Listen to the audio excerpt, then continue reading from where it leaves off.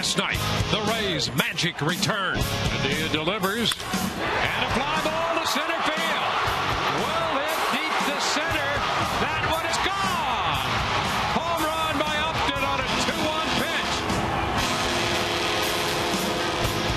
And now James Shields looks to carry the momentum into tonight and thrust the Rays back into the thick of the playoff conversation. The Rays look to stay alive.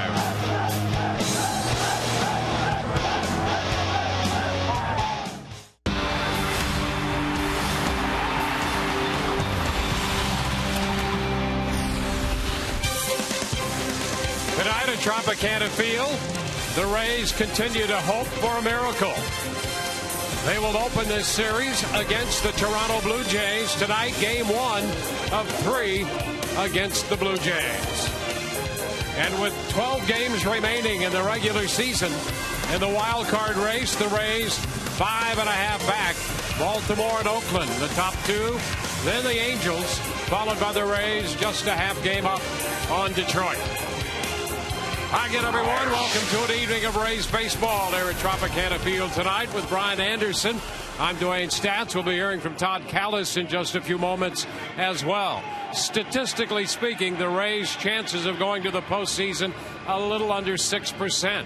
Those 6 runs in the 9th inning last night, however, really revived things for the Rays at the end of the evening and a carryover into this one. Well, it was going to take a big effort, a big inning by the Rays. It got started with Matt Joyce going up the middle just with a simple base hit.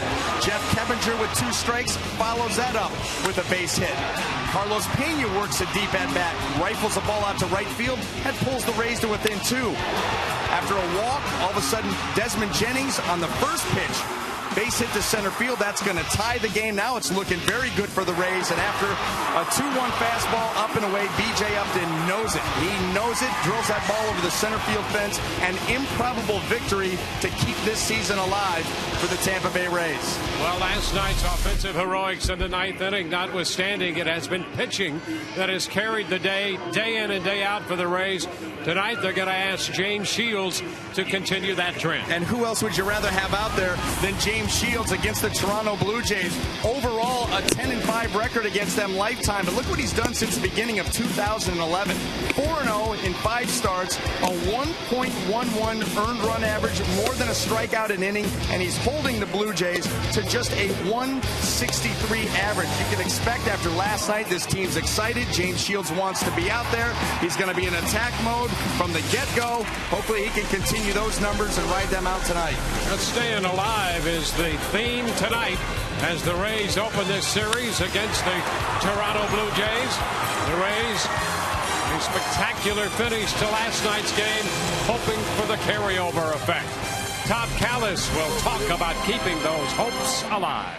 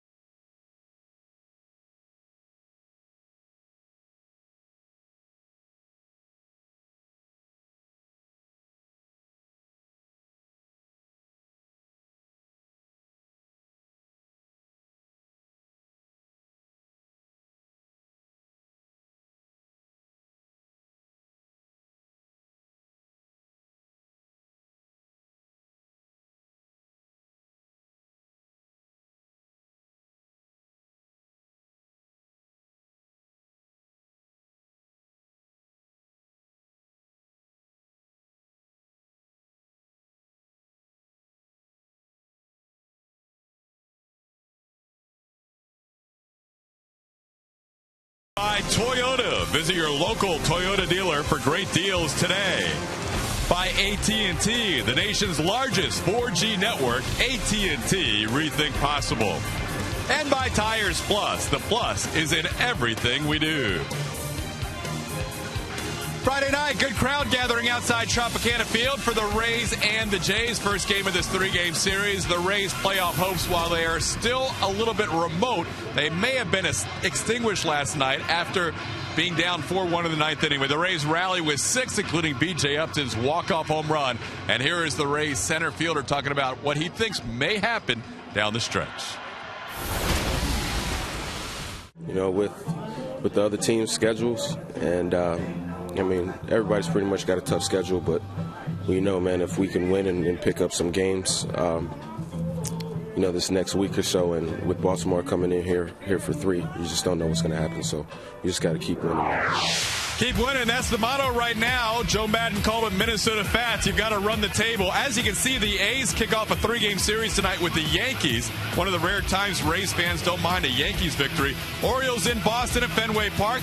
The Angels have a tough matchup at home with the Chicago White Sox, and the Tigers take on Minnesota, Kansas City, and Minnesota down the stretch. We'll have updates on those scores throughout tonight's games. As long as you're watching Rays baseball, you'll know what's going on with the other wildcard teams as well. 2 minutes, 20 seconds to go until the first pitch tonight.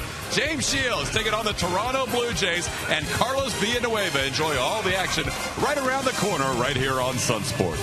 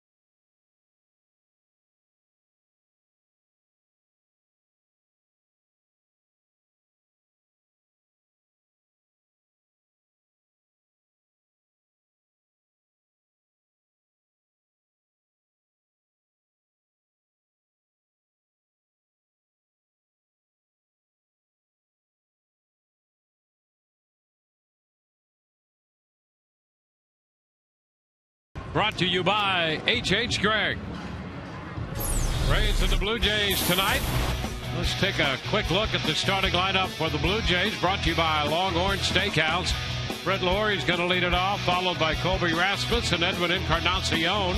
He's the DH. Adam Lynn, J.P. Arancibia, Kelly Johnson down the middle, followed by Ronca Davis, Danny Echeverria, and Anthony Gose will play left field and bat ninth. Now taking the mound tonight for the Tampa Bay Rays, right-hander James Shields making his 31st start of the season. Good overall numbers against the Toronto Blue Jays over the course of his career, 10-5 with a 3.40.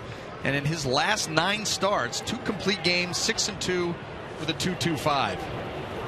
We're all set to play ball, and the first pitch presented by Pinch a Penny is a fastball upstairs. 1 ball, no strikes. Brett Lawrie starts the night hitting .274 with 9 home runs and 44 runs batted in. 2-0. The Rays end at 80-70.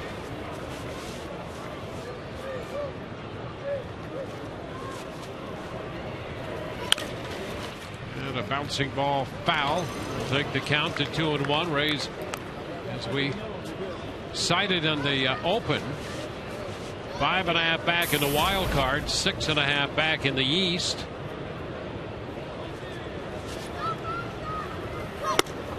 That's a strike on the outside edge. And really, at this point of the year, the big number is the loss column, because those are the games you can't make up. And the Rays 6 back in the wild card in the loss column just shows you how big that comeback in the 9th inning last night was.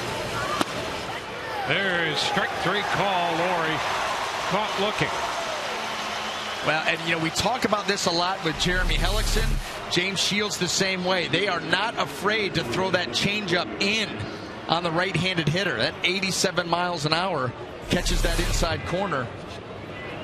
Such a good pitch. It's a good enough pitch that they can throw it out over the middle of the plate with good finish on it.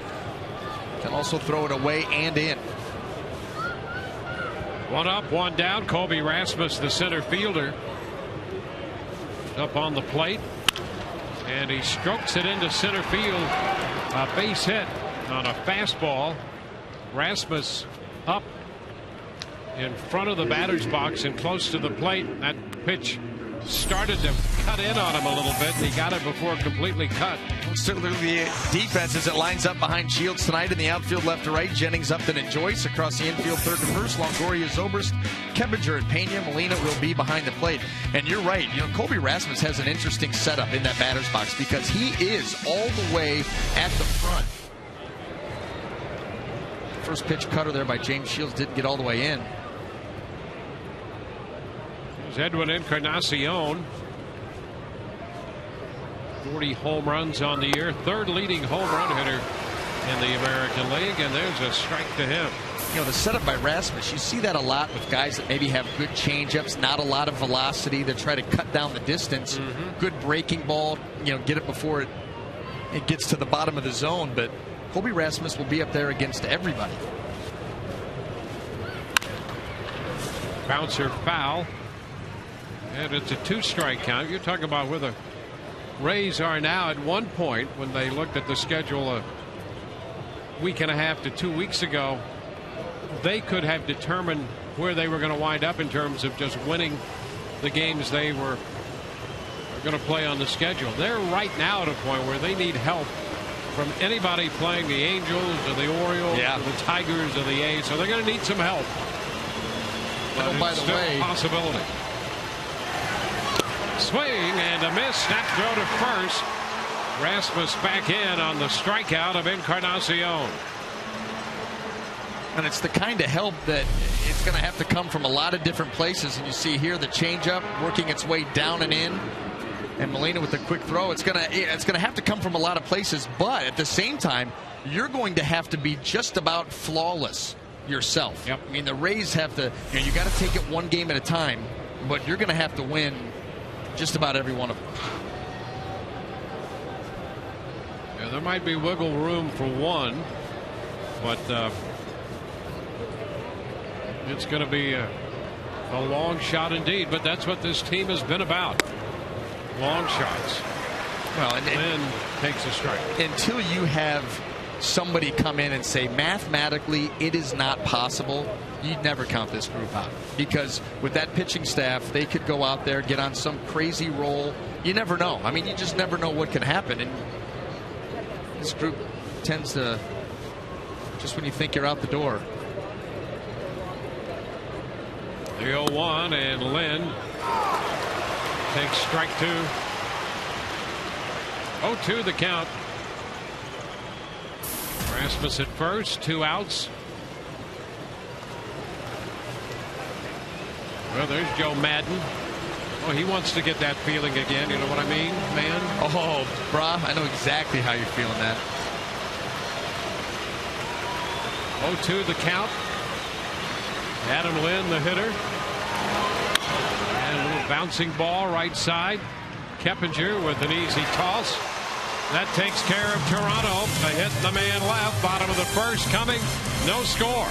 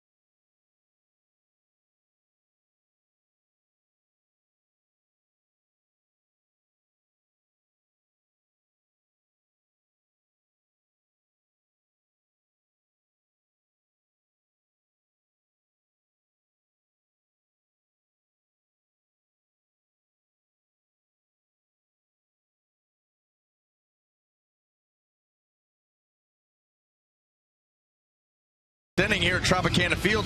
Tonight's game is available in Espanol via SAP, brought to you by Coventry Healthcare of FLA. Well, let's take a look at the Rays starting lineup. Lineup presented by Longhorn Steakhouse. Desmond Jennings, B.J. Upton, last night's hero, the walk-off. Then Ben Zobrist, Evan Longoria, Matt Joyce, with Jeff Keppinger hitting 6th. Luke Scott, the DH. Carlos Pena, 8th, and Jose Molina, 9th. Taking the mound tonight for the Blue Jays, right-hander Carlos Villanueva, making his 15th start of the season. You can see he has 22 appearances out of the bullpen, 7-5 record overall, 3.42 on the earned run average. And the first pitch is a strike call to Desmond Jennings. Desmond up over 250. Desmond a 3-hit night last night. So he's hitting 253 to start play this evening. Villanueva misses wide.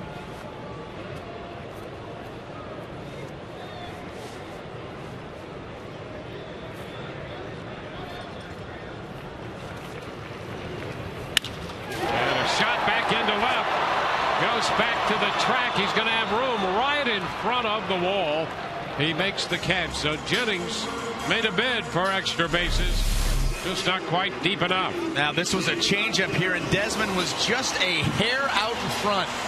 Just see right there, it caught that ball just a little out in front. Good contact, but if that ball's able to travel another 6 inches a foot, that ball's probably gone.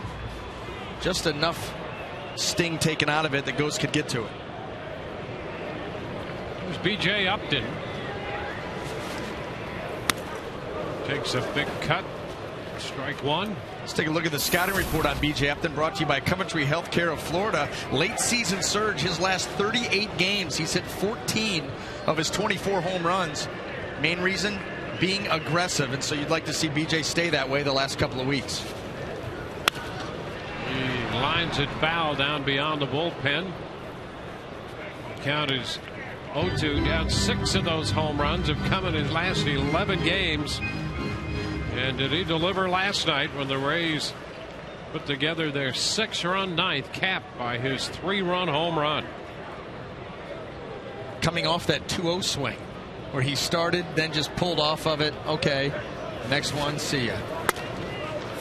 Pitch inside. BJ said afterwards that he really didn't want to swing at that 2-0 pitch, and it really appeared that way. And Joe Madden went so far as to give him credit for setting up the pitcher on that 2-0 swing, and then he hit one out off Padilla. Yeah, I think that was just a case of, a 2-0 count, looking to be the hero. You get the fastball that you want, and you start and then realize that's not really what I want. And BJ literally just, you talk about not wanting to swing. Well, that's exactly what it looked like. Here's the 2-2 and a little number by the mound. Johnson at second to pick up in the throw, and Upton is out number 2. Now let's take a look at the Blue Jay defense as it lines up tonight in the outfield, left to right. Anthony Ghost, Colby Rasmus, and Rajay Davis across the infield, third to first. Brett Laurie, Adeni Echeverria, Kelly Johnson, and Adam Lynn. JP Arancibia will be behind the plate. Now here's Ben Zobrist. Ben, as you can see, some very good numbers against Villanueva. 4 for 8, and 3 of those hits home runs. Takes that pitch for a strike.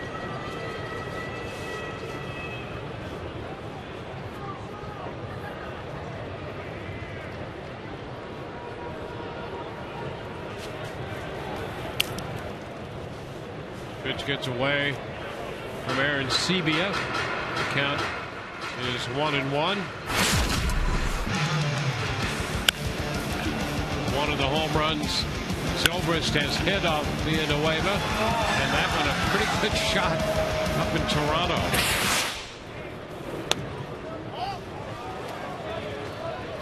Two balls and a strike.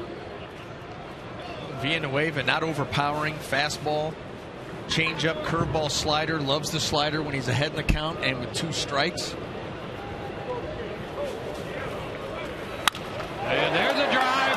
High and deep to right. Davis back to the wall. Gone. Another home run for Ben Zobrist of Villanueva. That's number 18. And the Rays lead 1-0.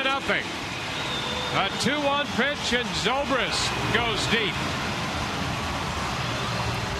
Ben just continues to get good looks at Villanueva, and he got a changeup there, but this ball stayed elevated, and he just went through his swing, slowed it down a little bit, kept the hands back, powered through that baseball. So Zobrist hits it out. 2-1's turning out to be a good count for the Rays. Upton hit a 2-1 pitch out to end last night's game. And on a 2-1 pitch tonight, Zobrist gives the Rays the lead with his 4th home run lifetime of Villanueva. 5 of 9, and 4 of those hits home runs. 1-1. We had a shot of John Farrell, the Blue Jays manager, in their dugout after, and he had the look on his face, just as if to say, can you really believe what just happened there? Well, when a guy that has those kind of numbers off of you, obviously seeing the ball very well, it's time to make him uncomfortable. And you might want to push him off the plate, switch up your sequences. Pitch down and away. And sometimes it's just a matter of a guy sees the ball out of your hand very well, and you make too many mistakes to him. I'll guarantee you go back and look at those 4 home runs, there are probably 4 mistake pitches out over the plate, mislocation. Longoria misses the 3-1 pitch, a changeup 3-1, and the count is full. Well, then you come into the confidence factor. You know, when a guy owns you like that, you're already thinking, oh man. And then Ben Zobrist comes into the game thinking, oh, I got this guy. He's already riding high before he even starts. Chopper over the mound. Echeverria stops it but cannot make a play. Echeverria is now playing shortstop. He played some over at third, and now playing shortstop, and he really covers a lot of ground. Had no chance to get Longoria. There's a base hit, but a great stop. He's barely in your screen. Watch the ground that he covers with the slide. No chance. Even if he makes that throw, Evan was going to beat it out, but great effort. Nice job of getting to it.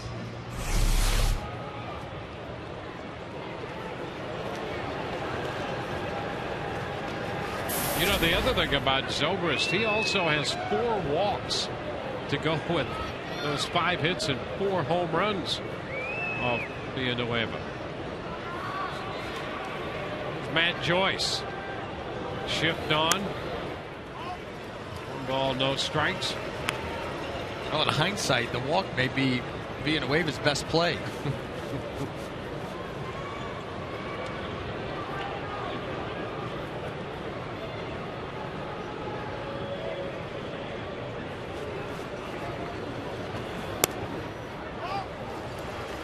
2-0. Ben also has hit 4 career home runs off Bartolo Colon.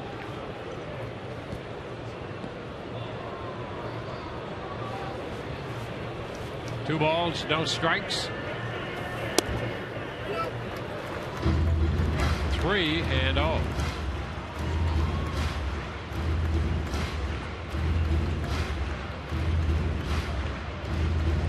The meeting on the mound, Aaron Sebia out there with Villanueva.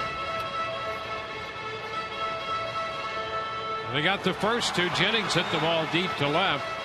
Upton grounded out, and Zobrist hit one out to right.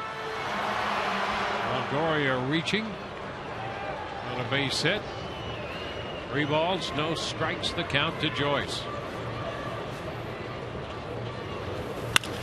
Joyce takes it the other way with some slice, and Ghost on the run makes the catch to retire the side. Well, the Rays get a run on the Ben Zobrist home run. We're through 1. It's 1-0 Tampa Bay.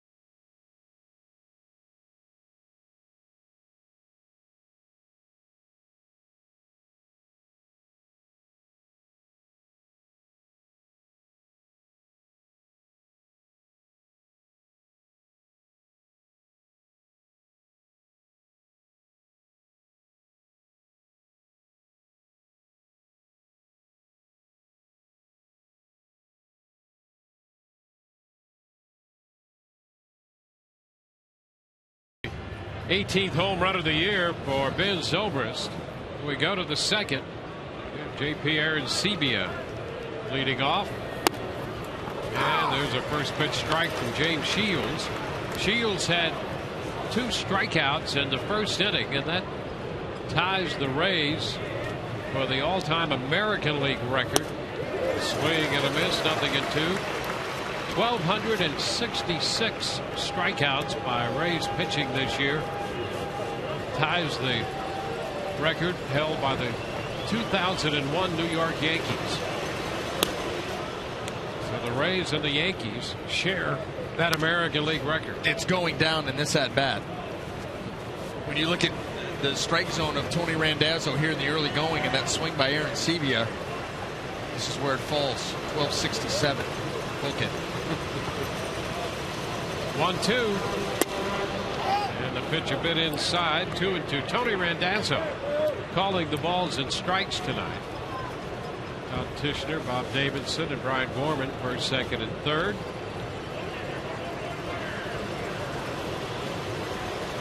The 2-2. There it is. Strike 3. Aaron Sebia out on strikes. Shields third tonight, and for the Rays this year as a staff, 1,267 strikeouts, establishing an American League record. And that's our Toyota trend. 1,267 strikeouts this year for the Rays pitching staff. An American League record. This team sports the best earned run average.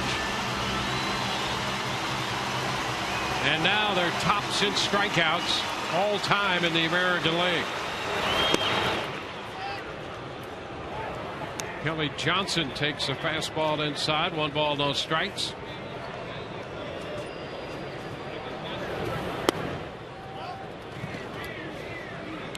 Two and 0. It has been the ability of this pitching staff to be such a predominant strikeout pitching staff that has really carried the day for the Rays all season. You can pitch through so many mistakes via the strikeout, the error that's made. You know, an error that allows runners to go to first and third with just 1 out. Well, you know what? You can pick up that next strikeout. Now you get out of that inning. Cover up a lot. There's a strike, and it's 3-1.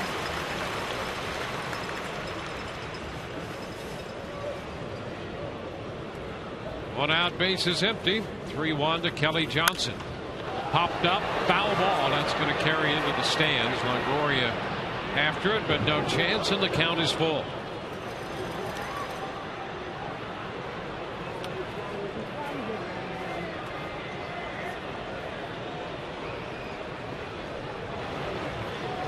James Shields takes care of establishing that American League record for this pitching staff early. Picking up the necessary 3 strikeouts in the first 5 men he faces. Now he's 3-2 to Johnson.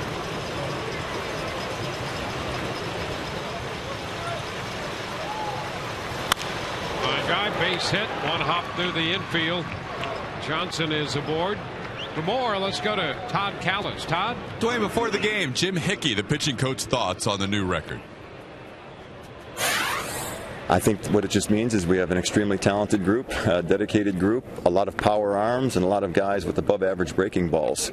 That makes for a lot of swings and misses. And I think it's just it's a testament to all the work that they've put in, and it's really a testament to the whole entire organization, from the people that draft these guys to the development department. And a big tip of the cap to the pitching coach himself. Guys, back to you. Yeah, you're right about that. It's a great story. This has to be, without question, one of the all-time best pitching staffs.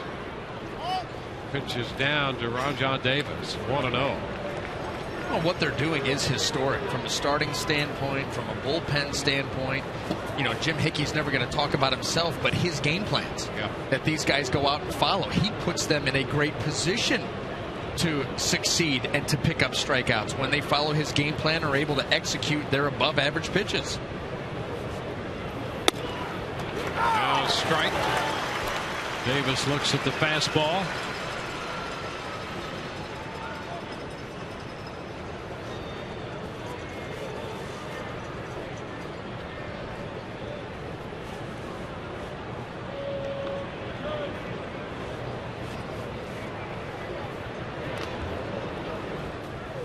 Johnson at first with a base hit.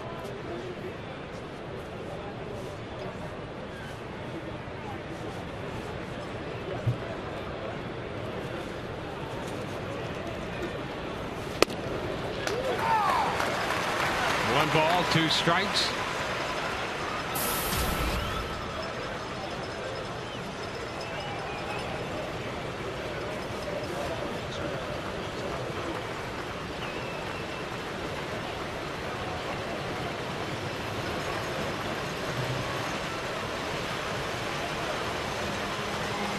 Now the 1-2. Lifted into right. Matt Joyce a bit to his right toward right center. Takes care of that. Davis is out, number 2. Johnson back to first. And James Shields has been very good against the Blue Jays, especially recently. He's had a nice run against this team. Well, 20 career starts. The team record is 14-6, so you're already liking your chances when he takes the mound. But since the beginning of 2011, he's 4-0 in 5 starts with a 1.11 earned run average. For the first, just under 41 innings. Just 5 earned runs and 41 strikeouts in that stretch. So get them a few runs, gentlemen, and Rays will take their chances. Ground ball to short. Zobrist with the underhanded toss to Keppinger. So the Blue Jays out in the second. Rays lead 1-0.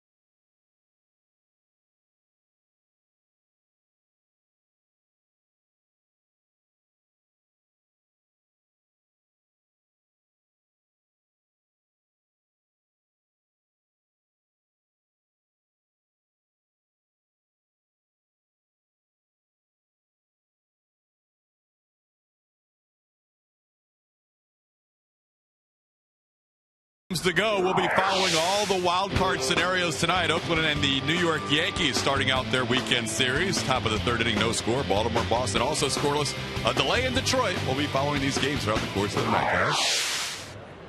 Jeff Keppinger leads it off here in the bottom of the second with the Rays holding a 1-0 lead, and there's a base hit.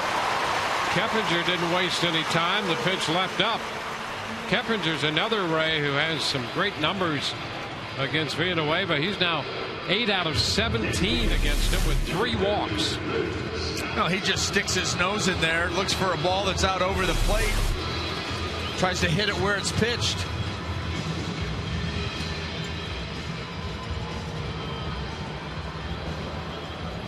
Leadoff man aboard, and the DH Luke Scott.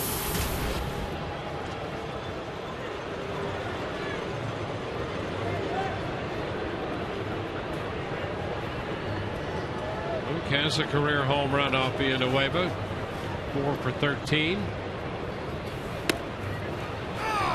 The pitch is in there for a strike. And the extreme shift on for Luke Scott. Echeverria alone on the left side of the infield.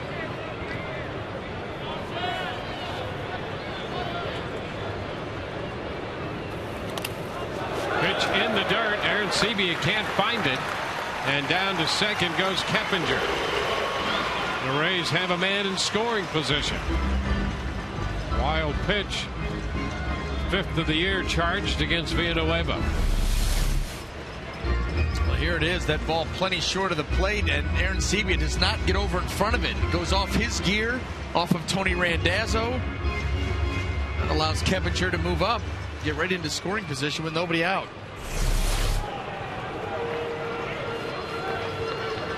1-1 to count to Luke.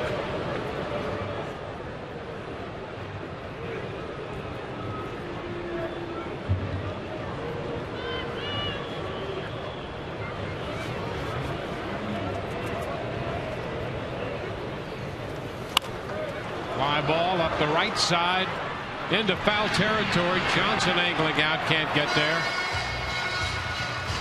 So Scott will get another chance.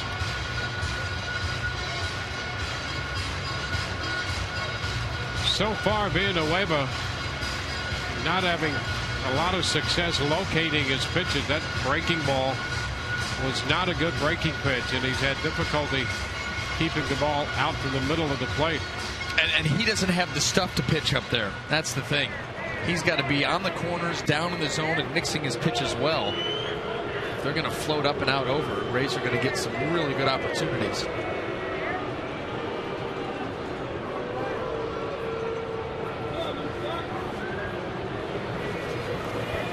Down and in. So it's a 2-ball, 2-strike count.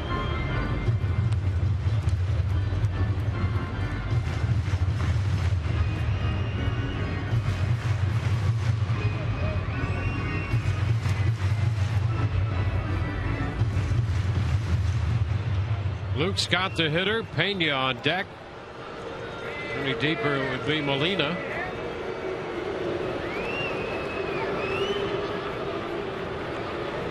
Rays got the run on the Zobrist homer in the first. Threatened here, opening the second inning. Keppinger with a lead off second base. And Scott takes one for ball 3. The count is full.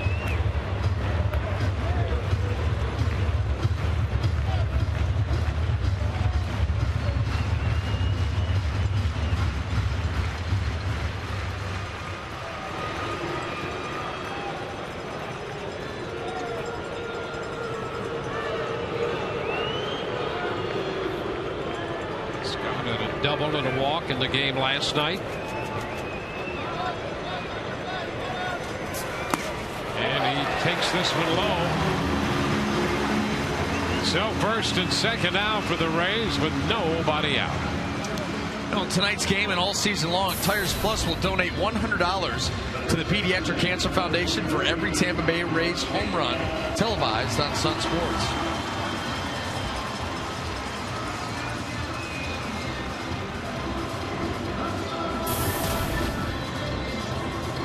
Carlos Pena.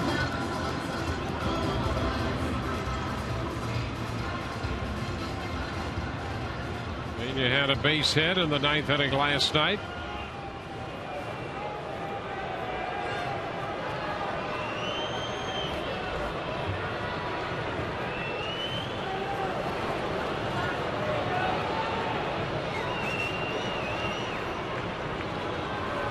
Villanueva ready out of the stretch. Here it comes. And a strike. This fastball, 87, 88. With the change and a slider. Curveball. Every once in a while, he's been known to throw an eephus pitch.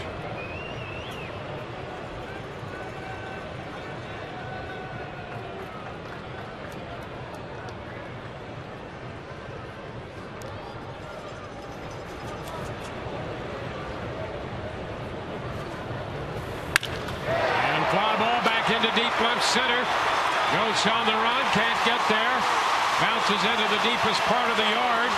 Keppinger scores. Scott's going to score. Pena digs for 3. He's in there. Laurie could not come up with the throw cleanly. A 3-base hit for Pena, and the Rays take a 3-0 lead. Pena's second triple of the year, chasing home Keppinger and Scott in front of him.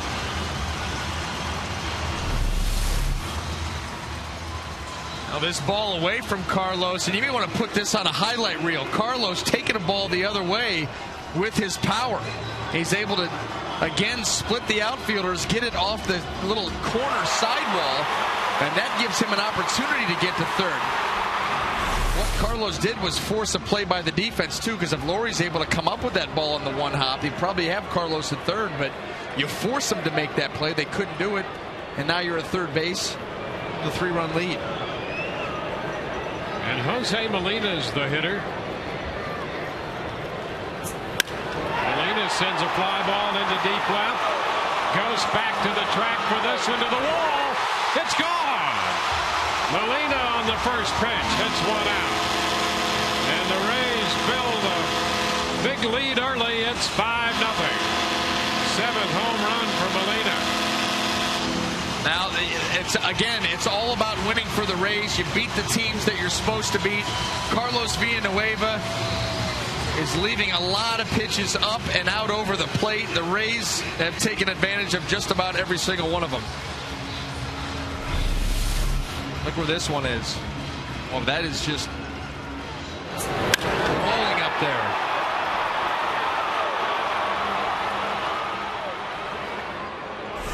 Well, the first time through the lineup, the Rays have 5 runs. Jennings pulls this one foul beyond the bullpen. Well, you could see the Rays were getting some pitches to hit, and they've started to do that here in the second inning. A triple by Pena, the home run by Molina. 0-1 the count. 1-1 the count now to Jennings.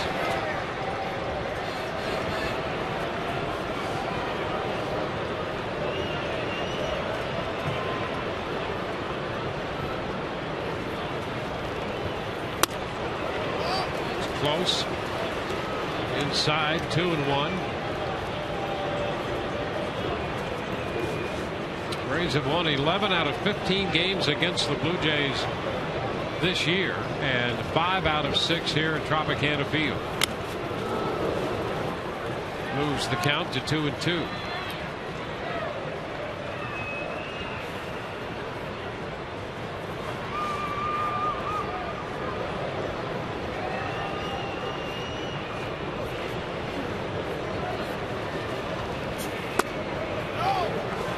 Did not go, and the count is full. The Rays have jumped all over Villanueva. He threw 6 shutout innings against the Rays on August the 30th in Toronto.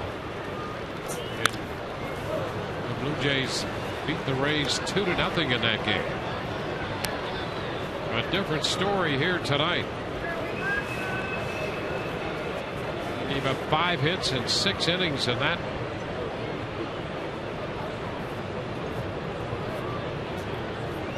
Scattered 5 singles around. Ground ball back to the mound. And the toss to Lynn. So that's the first out. The Rays scored 4 runs before the first out was recorded. Yeah, the big difference between the 2 starts is the last time out, a lot of pitches to the corners. He was getting the ball where he wanted it to, pitching from advantageous counts. Tonight, we've seen a lot of mistakes. And to the Rays hitters' credit, they've not missed those mistakes. Quick start, exactly what you wanted to see after the big comeback victory last night in the 9th inning. That offense getting right back to that good feeling we all want so badly. B.J. Upton lining one to short. Echeverria makes the catch. 2 gone. Well, join the playoff push and help the Rays stay 162 strong with a special ticket package. Starting at just $25, the 162 Strong Pack includes 3 games of your choice, a limited edition neon 162 Strong t-shirt, as well as discounts on concessions and merchandise. Join the push now at RaysBaseball.com. Available only while supplies last. Well, Ben Zobrist got those good feelings started with a home run in the first inning. He takes a slow breaking ball too low this time. It's 1-0.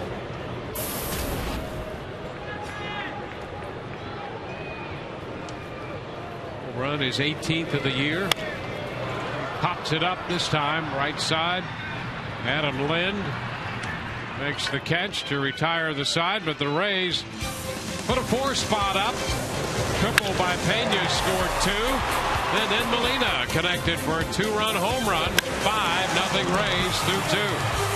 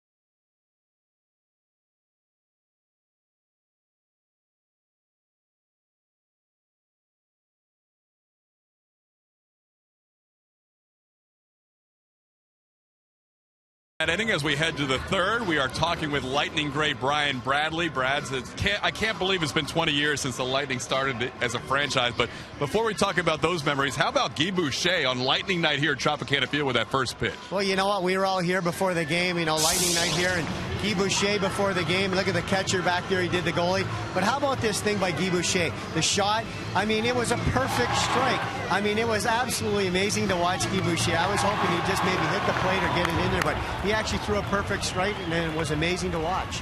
Guy Boucher, head coach of the Tampa Bay Lightning. Brad still does a lot of work with the Lightning, and you were here with the inaugural team in 1992 as the Lightning celebrate their 20th anniversary. James Shields will start the third. What are some of your memories as you look back to those days here in the Thunderdome? Well, you know what? The Thunderdome was a great experience, Todd. We played here for 3 years. It was kind of a carnival atmosphere. And you know what? Everybody enjoyed playing here. And you know what? We just didn't have our rink ready. But, I think one of the things that I remember most about playing here at the Thunderdome was, the playoff game when we won back in '96. We played the Philadelphia Flyers, and we won in overtime. Alex Selivanov had the winning goal, and the crowd was crazy. So I think that was the most special moment at the Thunderdome. Brad's with 42 goals in that expansion year with the Lightning as Shields deals with Anthony Gose here to start the third inning, and he's ahead 1-2. There's also a rolling Thunder van in here at Tropicana Field, just outside part of Tampa Bay Lightning and at night, and that seems to be a van that's very popular around the area for Lightning fans. Well, the Rolling Thunder, they're going to all these different stops around the area, and you know what, they have the kids hockey, they have youth hockey programs, they all the different things where the kids can come out, so it's a great way for people to come out and play hockey and experience some of the things with Tampa Bay Lightning.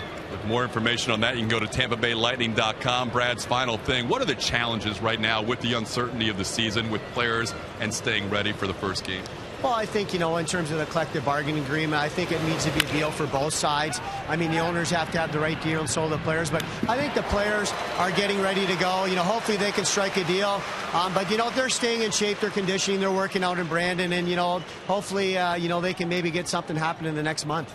Thanks for joining us. Appreciate it. Always a pleasure, Todd. One of the greats in Tampa Bay Lightning history, Brian Bradley. Guys, back to you. All right, Todd, thank you. Yeah, I tell you, we're hoping that they settle that thing because when this baseball season is over, we're ready for some hockey. Yes. Put on the foil. Yep. Let's go.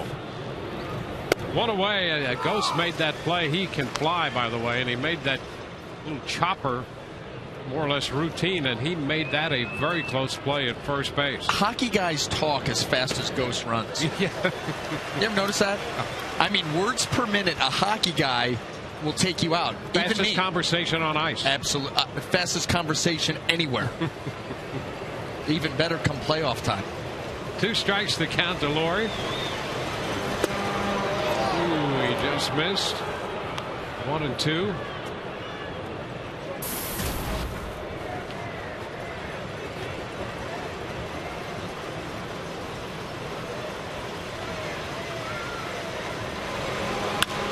Fly ball, right field. That's going to send Joyce back just to the edge of the turf. He makes the catch.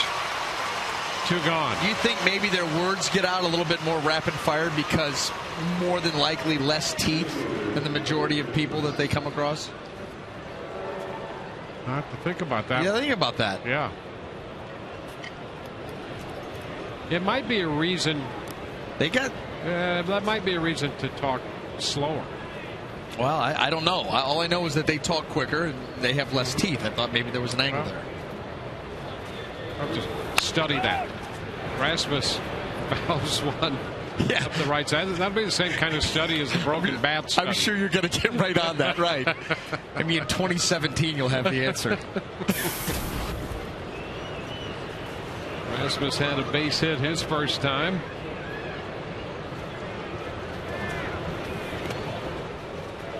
One and one.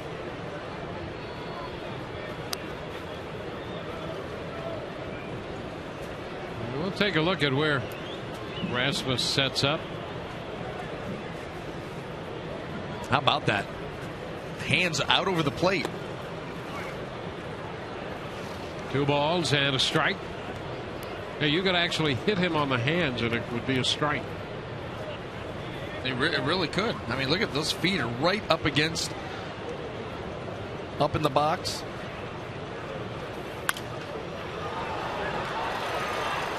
2-2. You know, and a lot of times the guys, the closer they get to the plate, you say, well, that invites the pitch in. A lot of guys are standing up that close to the plate, wanting you to think that way, to come with the pitch in. Not to say that you never can go in there, as James is going to go right now. And he just missed in there. 3-2. That's like guys that would stand off the plate. You say, well, they're so far from the plate, I'm going to go down and away. But they were really heavy divers. James almost got that one to catch the inside corner. Randazzo has been calling a lot of strikes tonight. And there they're cutting them in. Rasmus out on strikes. Fourth strikeout for Shields. Rays lead 5-0.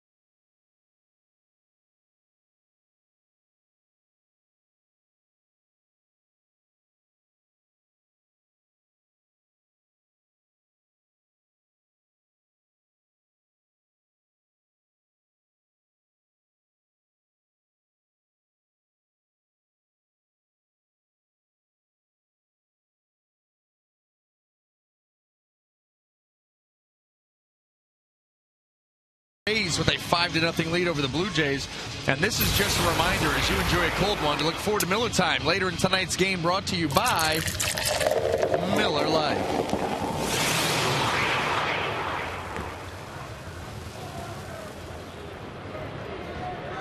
Run in the first, 4 in the second. We go to the bottom of the third, and Evan Longoria leads off against Carlos Villanueva.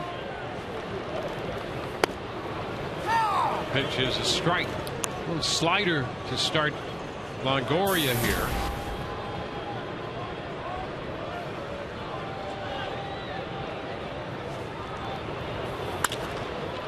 The right side, that's going to be out of play. Milligan 2. Oakland in New York. That game is scoreless in the 4th inning. Oakland had a little 3-game losing streak, and they had a victory yesterday in Detroit, 12-4. Line drive, base hit past Laurie and into left. Longoria now 2 for 2, and the Rays have 6 hits already.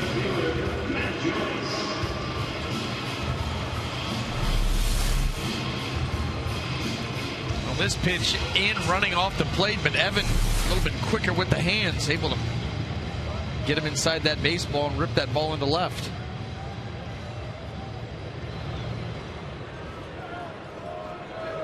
Matt Joyce will hit. Matt line to left in the first.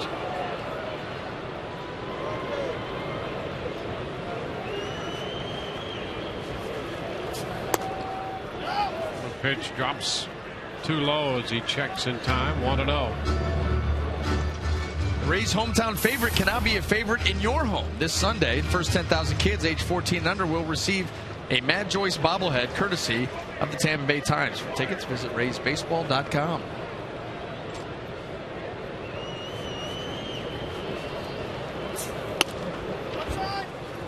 It's wide. 2-0.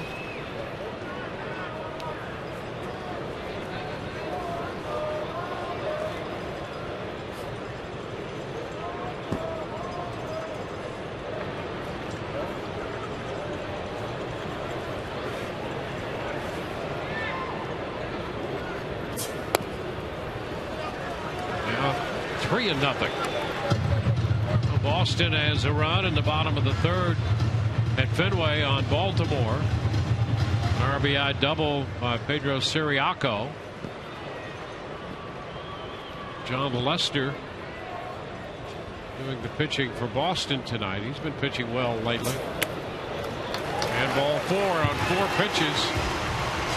Longoria moves to second on the walk drawn by Matt Joyce. John Farrell has been reluctant to go to the bullpen early, but he may have no choice. 2 on with nobody out here in the third. Well, Villanueva just continues to make mistakes. A lot of pitches that have found the middle of the plate. The one to Evan was in off the plate, but he was able to hammer that ball to left field, but then he follows that up with a walk.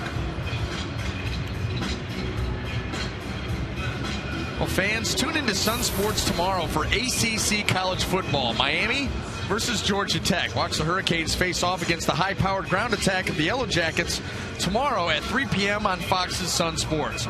Tune in for all the hard-hitting action. It's ACC football on Sun Sports, where sports fans live.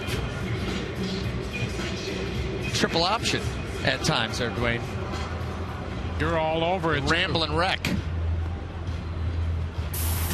They get after it. Get after it. Waste no time. None. Oh, no. I mean, listen, as many times as they run the ball, that clock continues to move. So that they're grounded. Just tune in tomorrow and see for yourself. Yeah, but make sure you're right there at the beginning. You might miss it. 3 o'clock. Jeff Keppinger lines a base hit into left.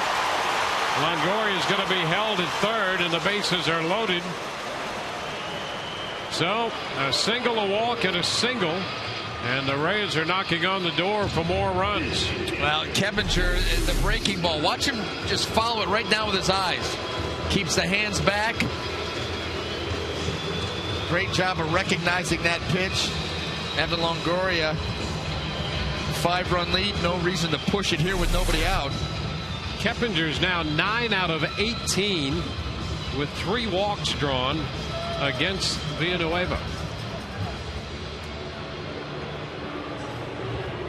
Here's Luke Scott. Bases loaded.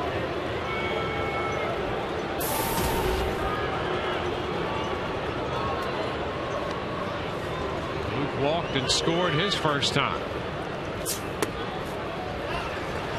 He looks at 1 too low. 1 ball, no strikes.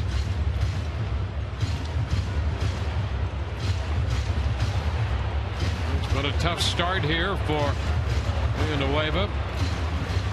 He's coming off a 7-inning outing at home against Boston, in which he gave up only 2 runs on 4 hits. Struck out 6 and walked 2. And no decision. He's had trouble tonight with command of almost every pitch. There's a little foul ball. So the count is a ball and a strike.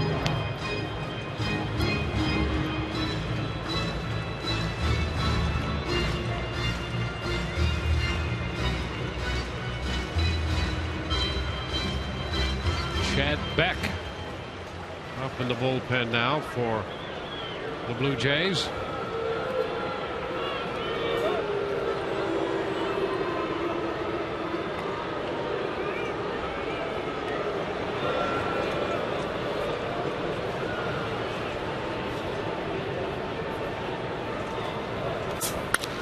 Fly ball back into center. Rasmus has to turn around and head to the track. It's going to be off his glove. Longoria scores. Joyce on his way to the plate. The throw not in time. Now the ball loose, but Keppinger's going to hang on at third.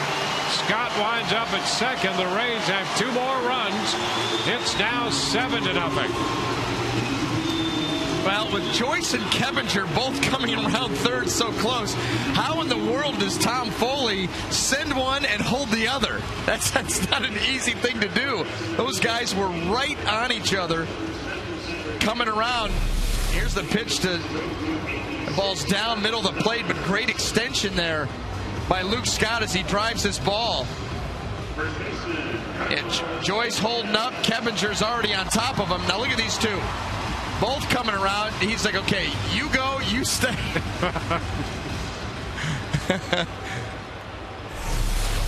So the Rays with 2 more runs. And here's Pena.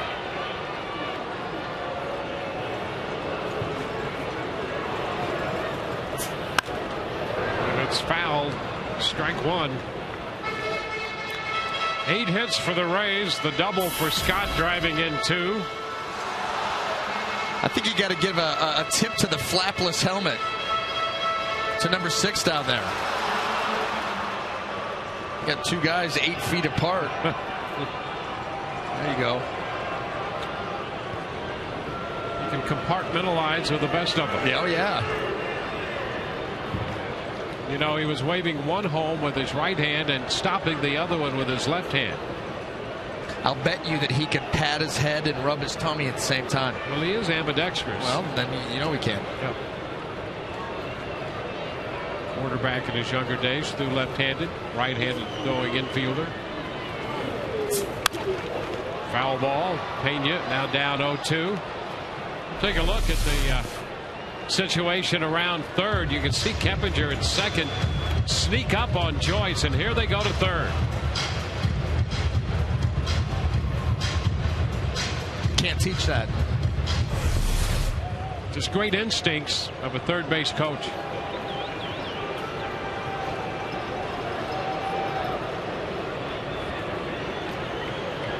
Two strikes the count to Pena.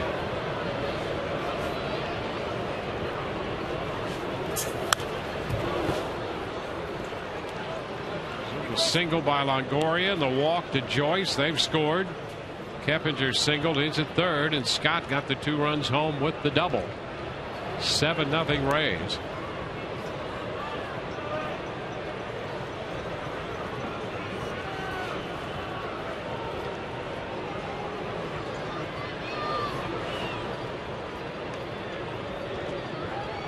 Oh, 2 the count. This one is rolled foul.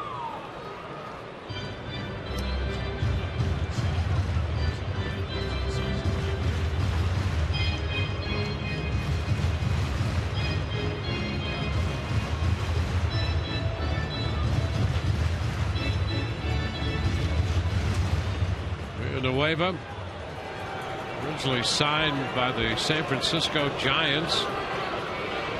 Spent some time with the Brewers. Blue Jays got him in December of 2010. It's a ball and 2 strikes now.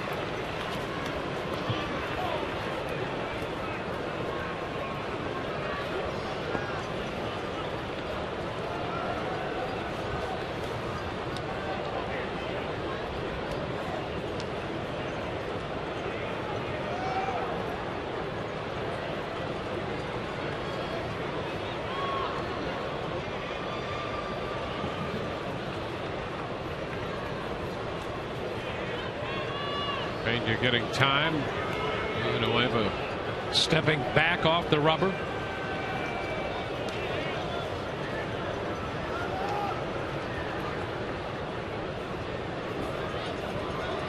Rays have had their way with the right-hander so far tonight. Coming into this start, the opposition was hitting just .227 off Villanueva this year. The Rays already have 8 hits. Couple of walks in the mix.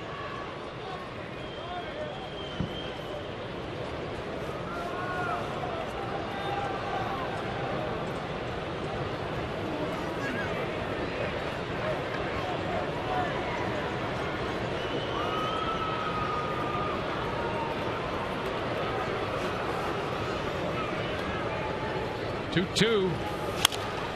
It's popped up left side. Laurie hustling out. Echeverria down there. Laurie's going to make the catch, and the runners remain at second and third. Pena pops out. Pena pops out, and so does John Farrell, the manager of the Blue Jays, popping out of their dugout. He's on his way to the mound. Villanueva is gone after just 2 1/3 tonight.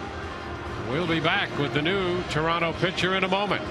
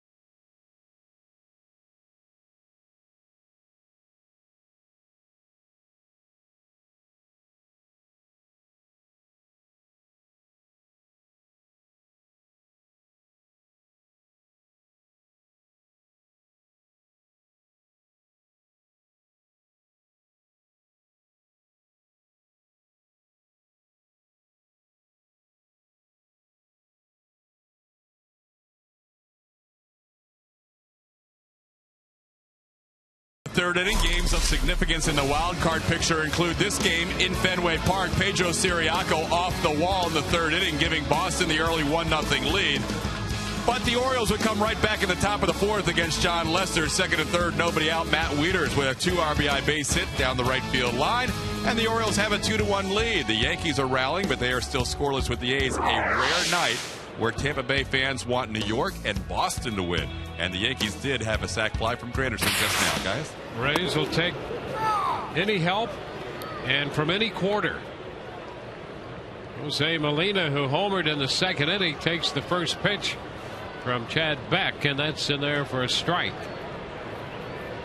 Beck inherits runners at second and third. They belong to Villanueva. Shortest outing of the season by far for Villanueva. He had never started a game with the Blue Jays in which he had pitched fewer than 5 innings. Hey, he's been pretty consistent for them as a starter. Going out, going most of the time 6+, giving up no more than 7 hits in any one of his starts. And 8 in 2 1/3 tonight.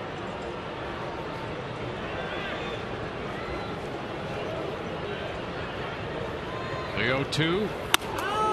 And a cut and a miss. Molina out on strikes. Well, this fastball runs up and in from Beck. You know, Beck kind of short arms the ball. He's got a quick arm action.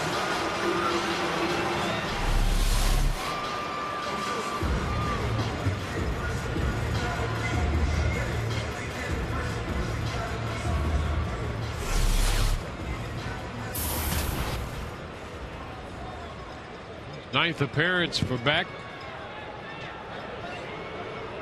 Now it's the top of the order, Desmond Jennings.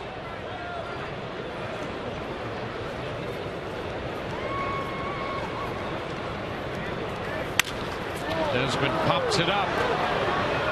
It's Johnson out from second base making the call and the catch.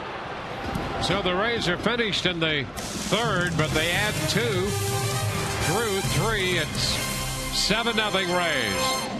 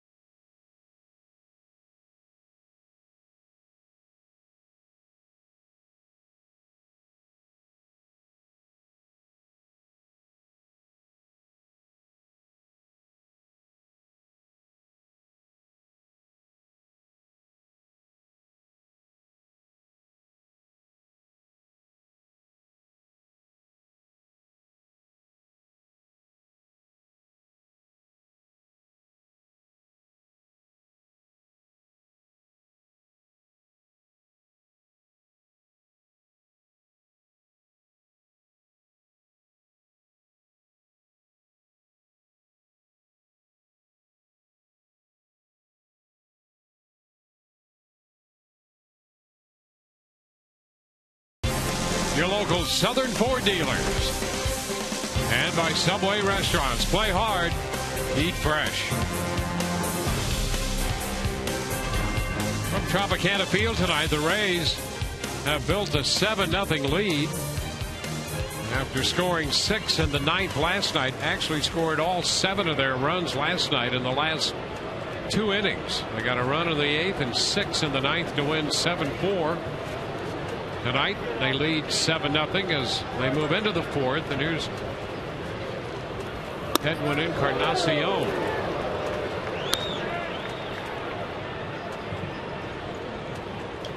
He struck out swinging his first time.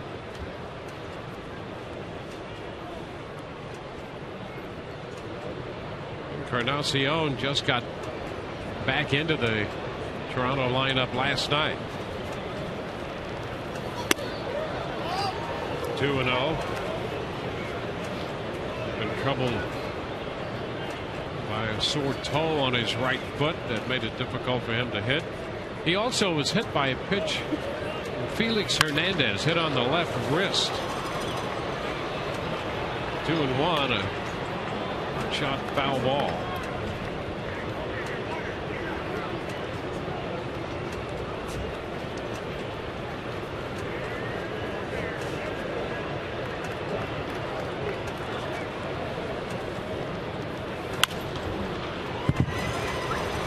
Count is still 2-2.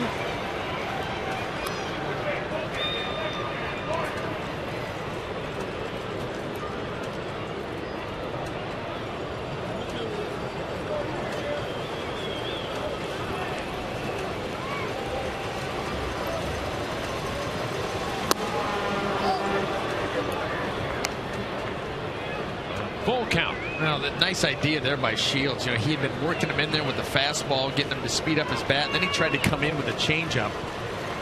Just missed. That pitch is low. Laid off. Encarnacion is aboard. Time now for the AT&T trivia question. Rays with 12 games left. What's the largest deficit overcome by a team to get to the postseason with 12 games remaining?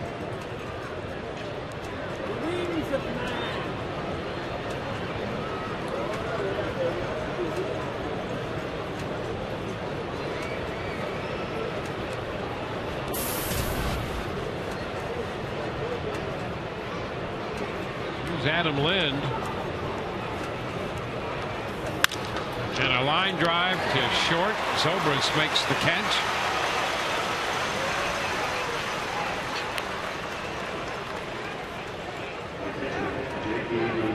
So Lynn jumps on the first pitch and lines out.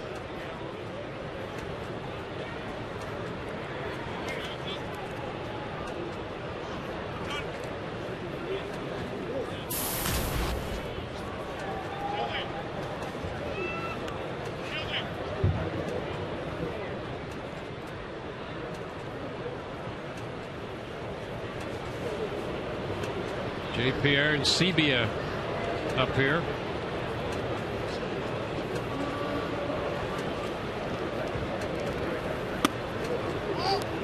Pitch inside. 1 ball and no strikes.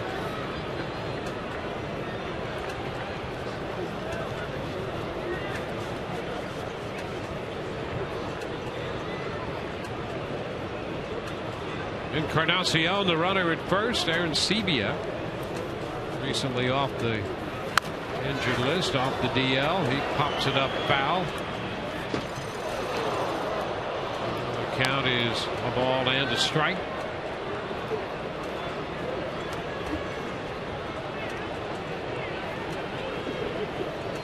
Yeah, that's down there by the Toronto broadcast crew. Aaron Sebia sending them a little gift. Going away. And a pop up, shallow center. Keppinger out and makes the catch. 2 gone following the opening walk.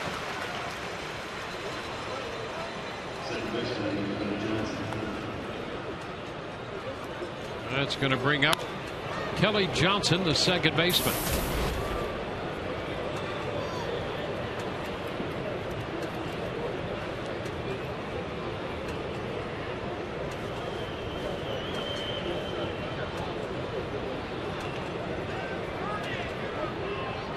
Johnson had a base hit his first time.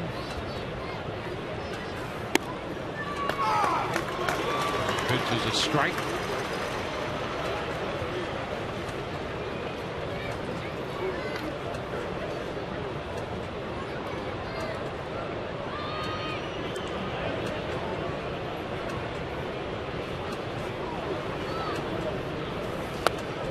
He's out front.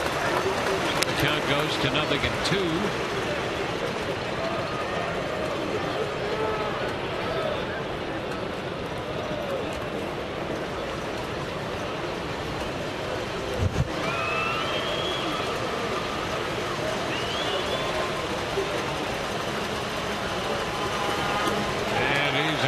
Strikes. Change up. Strikes him out. A man left.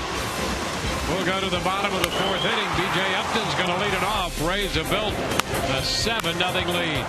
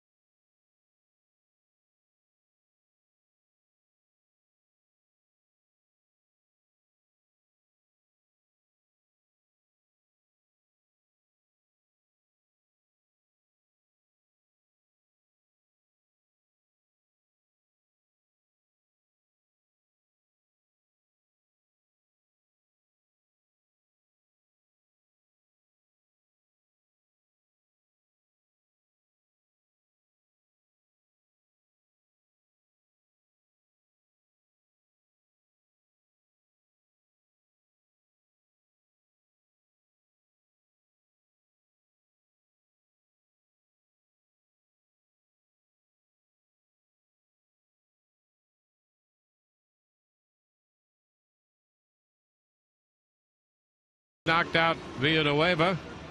They're facing Chad Beck now. Thunderbug here tonight as the Rays salute the Lightning. B.J. Upton leading off and a line drive base hit. That ball's headed for the corner. Upton's headed for second and will stop there with a double. Ghost returns it to the infield back toward third. B.J. jumping on the first pitch. Now that has been the MO, being aggressive right there. Mislocation, B.J. ready for it. You know, not going up to the plate conceding anything to the pitcher. He's going up there ready and willing to swing that bat. And that has really helped propel him here the last month and a half or so.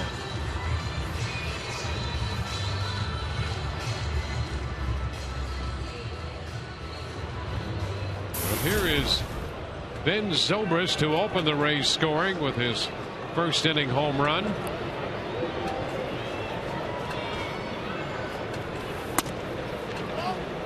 Pitch is high. 2-1 pitch into the seats in right. Did a nice job of keeping the hands back just long enough on that changeup. And then, boy, solid contact. Just a flick of the wrist.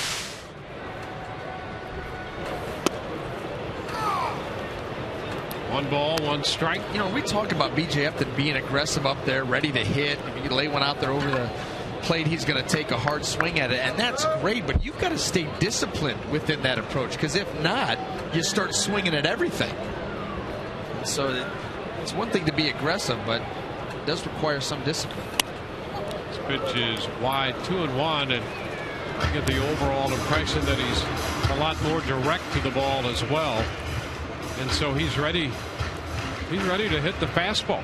He is, and we've seen BJ get beat before by mediocre fastballs. That's exactly right. Where now even the 94, 95, 96, he's right on time with. 3 balls and a strike. And that's because, sometimes BJ swing, when it gets out of whack, you talk about a 3-part swing. There are a lot of moving parts. There are a lot of moving parts. And when it's out of whack, it becomes very evident. When, he's in good rhythm like now, it doesn't matter how hard you throw, he can get it. And there's ball 4. Zobrist is on base again. 2 men on. Let's get the answer to our AT&T trivia question. What's the largest deficit a team has overcome to go to the postseason with 12 games remaining? And the answer to that, back in 1964, the Cardinals went 9-3 in their final 12 games. They were down by 5. That was the great Philly collapse of 1964. Cardinals were actually 3rd behind the Phillies and the Reds when they started that move. Longoria takes a pitch down. 1 ball and no strikes. And then the Cardinals went on to beat the Yankees in the World Series in a 7-game series after coming from behind and winning the National League pennant. Ground ball. Echeverria at short, goes to Johnson over to first. They get the double play. So Upton goes to 3rd as Longoria grounds into a double play. The other thing on that Cardinal 1964 pennant winning team, they went into the final weekend of the season playing the New York Mets, who in 1964 were about as bad as you could get. And the Cardinals lost the first 2 games of that series in St. Louis to the Mets, and then finally won the final game of the regular season. Bob Gibson won it after he had lost the first game. He came back with a foul ball by Matt Joyce. Little left-hander Al Jackson shut out the Cardinals 1-0 in a Friday night game at Old Sportsman's Park, Busch Stadium. And then the Mets beat the Cardinals, I think it was 15-5. And the Cardinals came back and won on the final day of the year. And the losing pitcher of that game was a former Toronto Blue Jay pitching coach, Galen Cisco, as Gibson won it. And the knuckleballer Barney Schultz got the save. This pitch is down. 2 balls and a strike. A lot of those Cardinals from that era spent time right here in St. Petersburg, spring training. Of course, the Yankees had their presence as well, and they met in the World Series, and the Cardinals won it 4-3. 3-1 the count.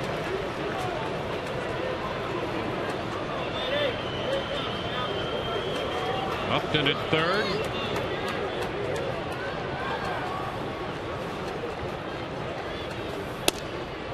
And ball 4. So it's 1st and 3rd.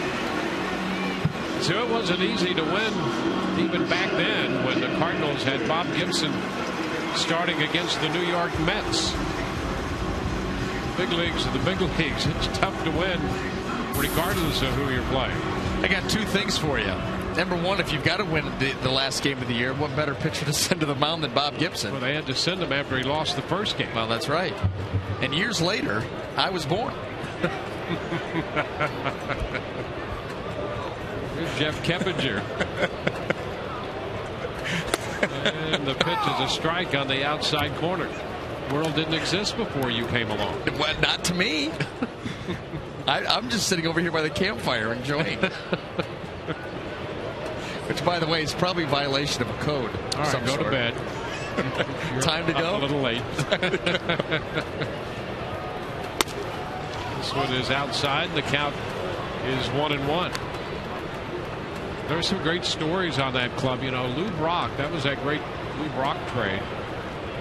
And he was 24, 25 years old and came over and really keyed the St. Louis resurgence in the deal with the Cubs.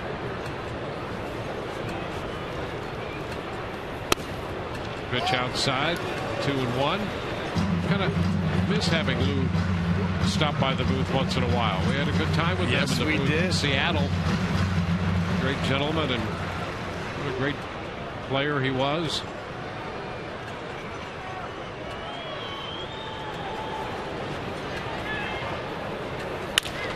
Liner into center field. That's going to be in for a base hit. Upton crosses the plate. Joyce advances to second. That makes it 8-0. The Rays have 8 runs and 10 hits now.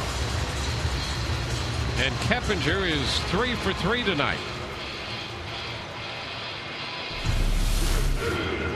Just that simple approach with Jeff Keppinger. Not trying to do too much.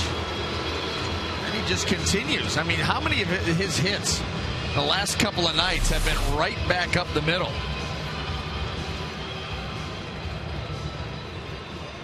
He just does a nice job of hitting the ball where it's pitched, and right now everything looks to be in sync. You start to say that about a number of these Rays hitters. Luke Scott.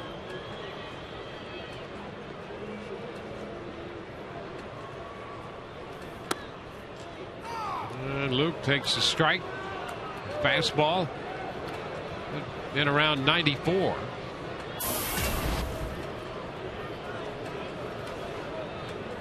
So the Rays have scored a run in each of the first 4 innings. A run in the first, 4 in the second, 2 in the third, another run here in the fourth.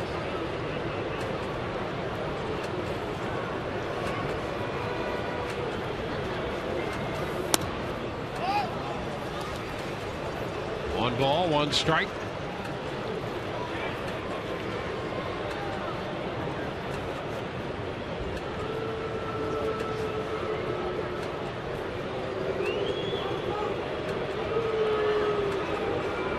Joyce at second and Keppinger at first.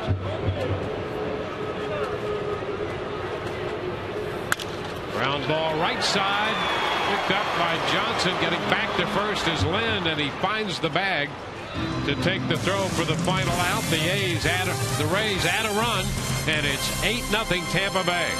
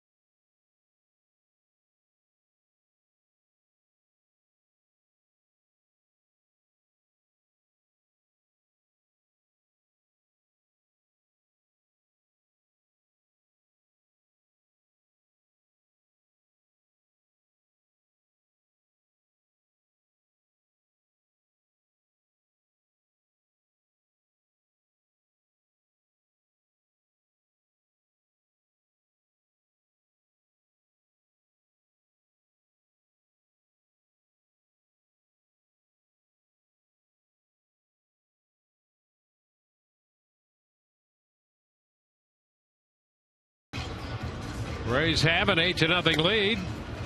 The Subway Sub Prize on the line is the American League wild card race. Rays winners last night pulling one out to keep their hopes alive. They are 5.5 back. Baltimore and Oakland with identical records. Then the Angels 4.5, the Rays 5.5, and the Tigers 6.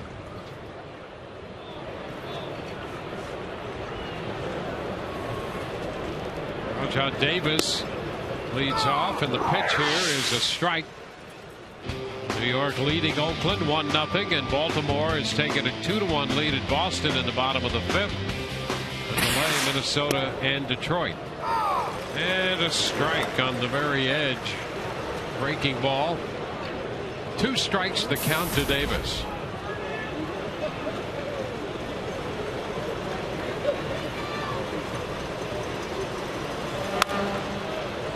It's pulled foul. Speaking of edge and Lou Brock, did you see the play the other night by Brendan Ryan in that Seattle-Baltimore hit? He can make them all. Unbelievable. He threw that ball from his back. He's down 1-2. I think I haven't checked, but we could do that.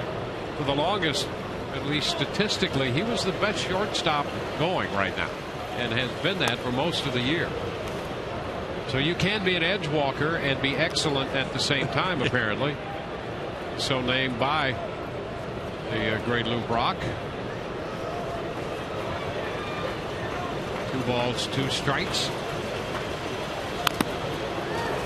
We've since adopted that term with the greatest of reverence for Lou. There's so many scenarios that it's such a nice fit. A lot of times in this very booth. It can be bestowed on many occasions and for many reasons, and it runs the spectrum. Swing and a miss. Davis out on strikes. Well, fans, here's your chance to win a jersey right off a player's back and other great prizes at all Rays home games until October the 3rd during the annual Shirts Off Our Backs fundraiser. Proceeds will benefit the Rays Baseball Foundation and Florida Restaurant and Lodging Association Educational Foundation. For more details, visit raysbaseball.com/community. To Danny Echeverria, 0 for 1. And he takes the first pitch, fastball for a strike. Echeverria, originally out of Cuba, wound up signing with the Blue Jays in March of 2010. And there's a base hit. He'll make the turn at first and hang on. So he's been a little over 30 games for the Blue Jays. Came into the game hitting .250. It is 1 for 2 tonight.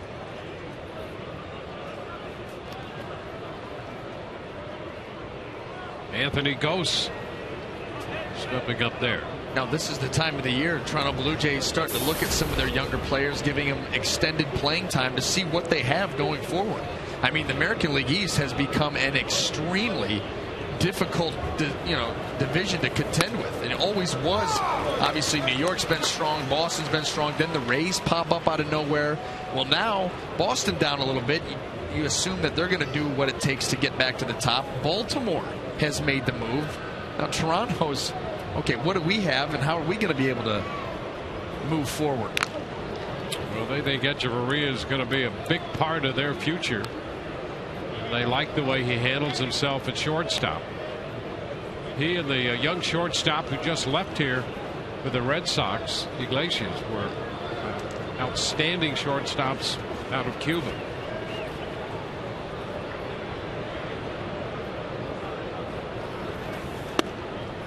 That's a strike at the knees.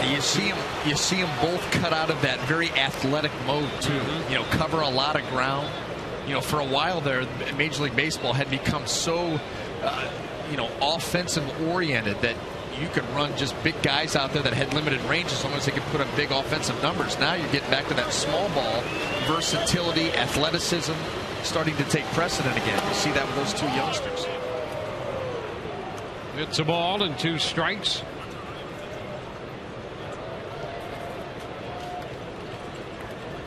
Well, you're getting beyond the enhancement era where there's a premium on natural athleticism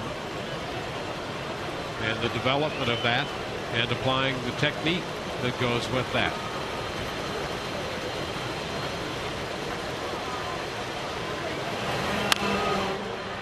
Count holds at a ball, 2 strikes. Gose has got that pitch cutting in on him and bounced it the opposite way off his fist.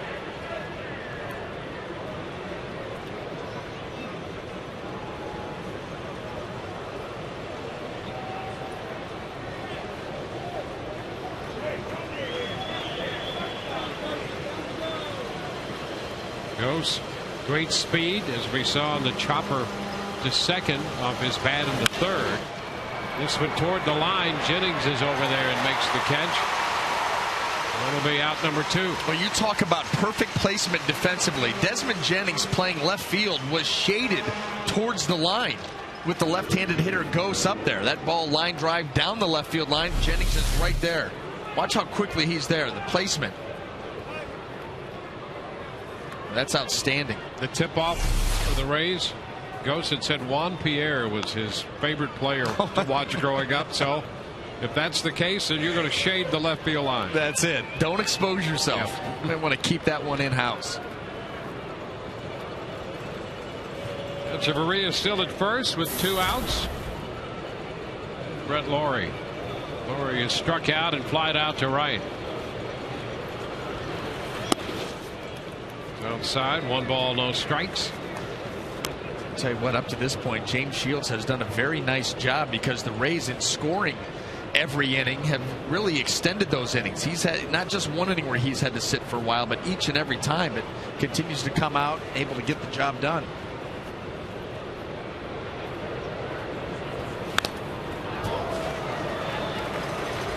It's 1-1 now to Laurie.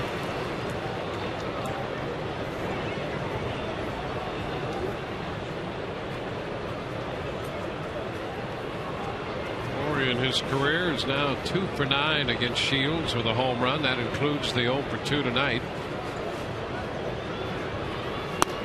Well, that's a fastball up. 2 balls and a strike.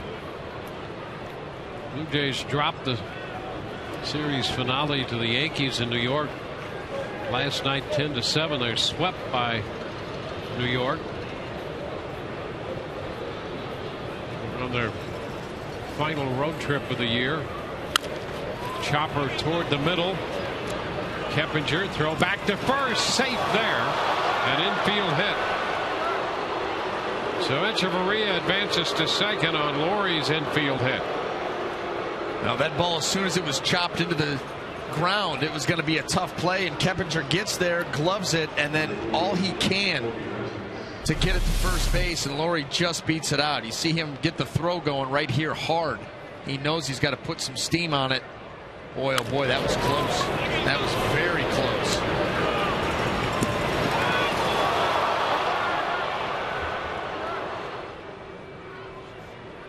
It may have just gotten there. So the inning continues with Colby Rasmus stepping in for the 3rd time tonight. The Blue Jays have 4 left with the Orioles once they leave here, including a doubleheader in Baltimore. That's a strike to Rasmus. So the Rays hoping they can have their way with the Blue Jays here and then send the Blue Jays packing into Baltimore, and they'll become big Blue Jay fans when they take on the Orioles.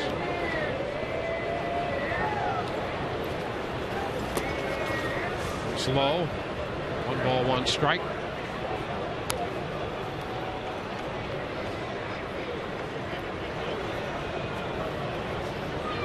Eight 10-0 for the Rays. 0-4-0 for the Blue Jays tonight.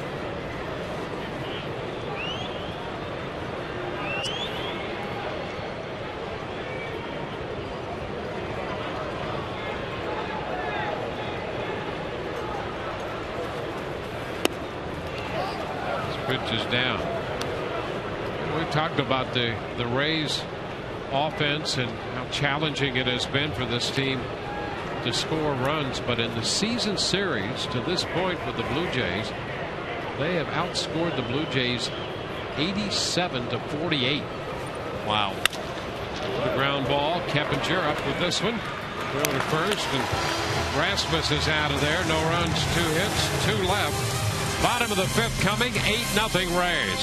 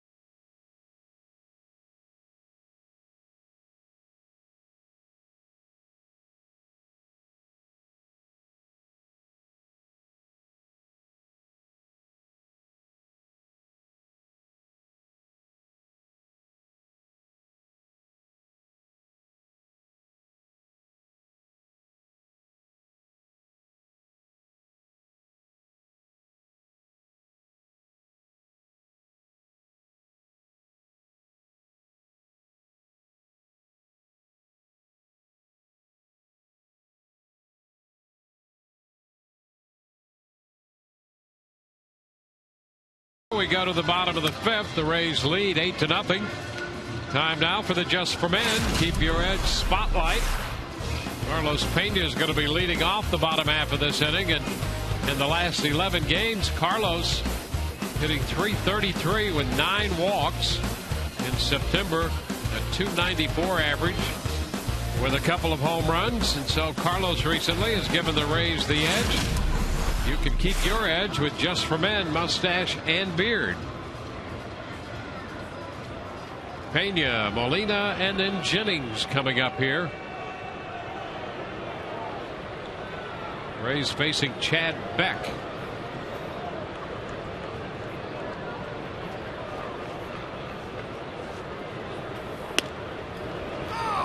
Pitch is a strike to Pena.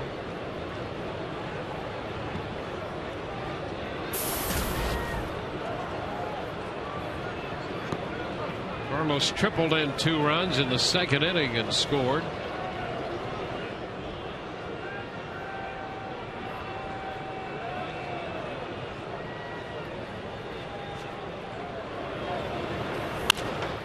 Foul back. A lot of production from the lower end of the Rays lineup. Luke Scott, who's hitting 7th, has 2 runs batted in. Pena has 2. Molina, who's hitting 9th, has 2.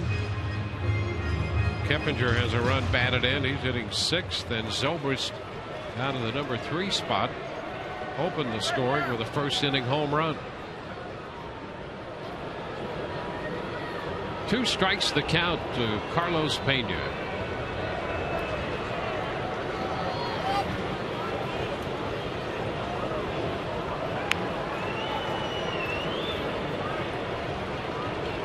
Earlier, the Rays are 11-4 against the Blue Jays in the season series. 1-2 now, and they're 5-1 here at Tropicana Field. The Rays have a long home series winning streak going against the Blue Jays. They won 16 consecutive series here dating back to 2007, and that's one of the all-time longest home winning streaks for one team against a visiting club. 2-2, 16 series. The record is 19. The Yankees in a stretch against the St. Louis Browns from 46 to 51 won 19 consecutive home series against the Browns. Pena pops it up. Echeverria on the left side, going down the line from the plate is the catcher Aaron Sebia, and that is a very difficult play, and he made it. Absolutely. That is such a tough play for the catcher, because the ball, as it reaches its apex, starts to twist back towards the field of play, and he's catching it. I mean, that's a tough catch. You know, that's why you see on those pop-ups, most of the time the catcher will turn around and put his back to the infield to make that a little bit easier of a play. The ball moving away from him, he's able to glove it. Well, you saw Echeverria covering all that ground trying to get there, and Aaron Sebia right there. That is some catch. There's Molina, and the pitch to him is down. It's so very deceiving when a pop-up's directly above your head and it's coming down and moving away from you at the same time, very subtly. See those get whiffed. 2-0. Echeverria, it's okay, you can play shortstop. You give me the catcher's equipment, I'll catch, and let Aaron Sebia play short. No kidding. Wow. No kidding.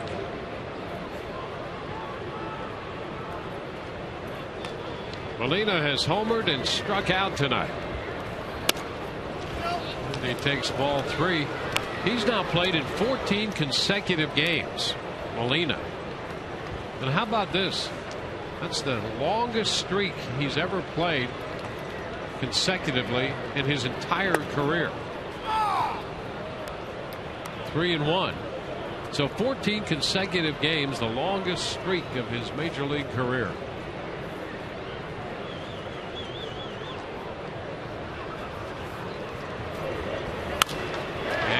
Base hit. Looped over Laurie's head. Molina will make the turn and head into second base. So a double for Molina. Right now, let's check in with Todd for a scoring update. All right, Dwayne, in Fenway Park, the Boston Red Sox tied up. Dustin Pedroia, who somehow was 0 for 16 against the Rays pitching staff in that last series at Tropicana Field, ties it up at 2 with that 2-out base hit. But then the Baltimore Orioles come right back. Matt Wieters has knocked in all the runs tonight. This one as a right-hand hitter into the corner, and there comes Adam Jones, and we have ourselves a 3-2 game in favor of the Orioles. The Oakland A's are getting shut down by CC Sabathia 1-0 in the 7th. Sabathia struck out 11, allowed 1 hit so far, guys. All right, here the pitch to Jennings. 1 strike.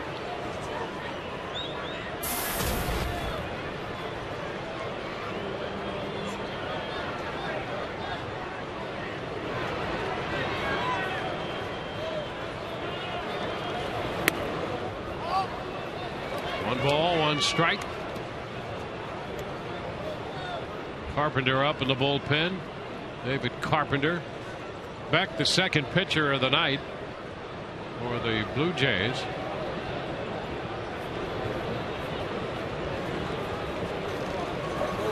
Ground ball, third base. Laurie with the pickup and the throw to first in time. So Molina still at second with 2 outs. B.J. Upton strolls toward the plate.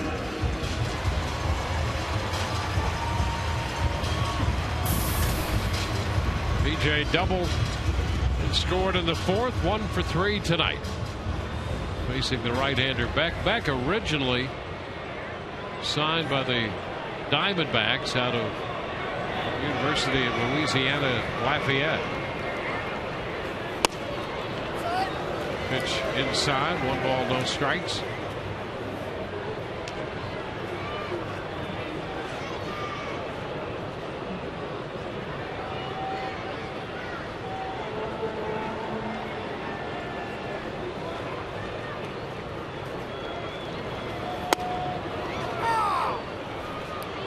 One and 1. Slider from the right-hander.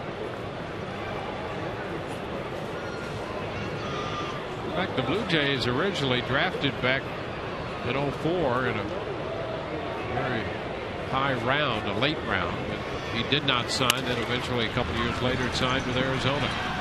Laurie turns and makes the throw to first. Upton is out. The Rays get a hit, leave a man. We're through 5. 8-0 Tampa Bay.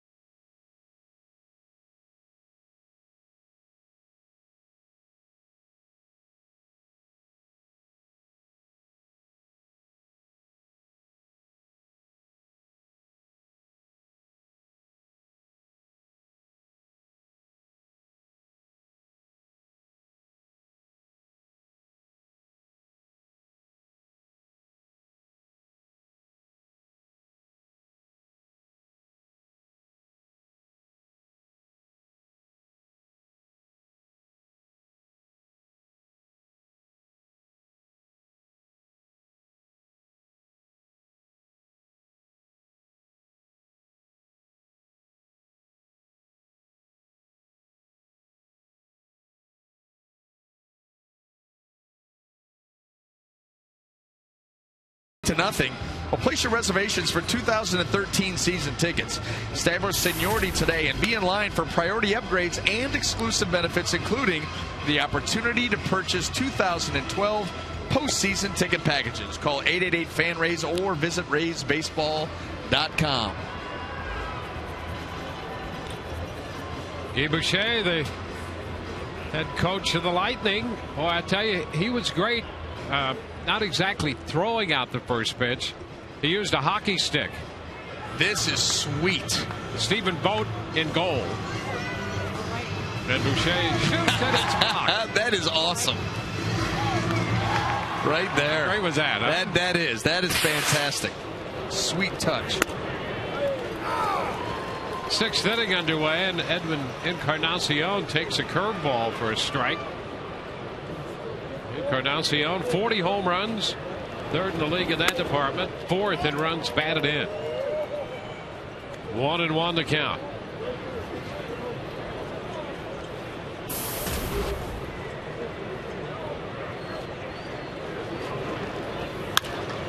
And a long one down the left field side.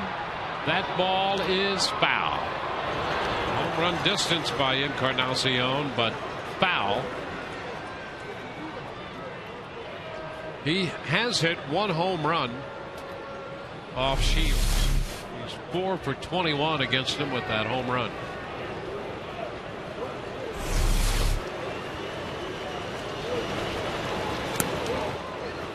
Out around his feet. He already missed some action because of an injured toe on his right foot. Rays have out hit the Blue Jays 11-4 and lead 8-0. Line drive, base hit into left center.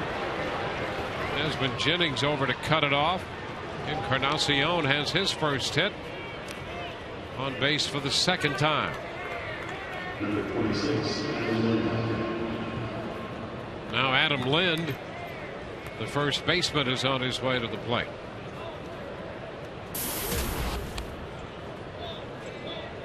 Lind is grounded out and lined out. Shields came into this game 5th in the American League in strikeouts with 193. And he has 6 tonight, so he needs one more to get to 200. Finished last year with 225 strikeouts. And he starts Lind with a strike. Off speed, change up to get the count running in his favor.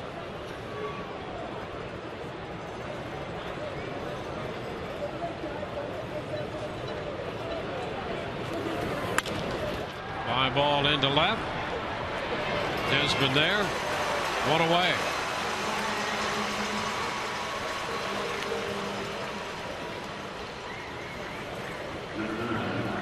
So with a runner at first and one out, it will be the catcher, J.P. Arancibia.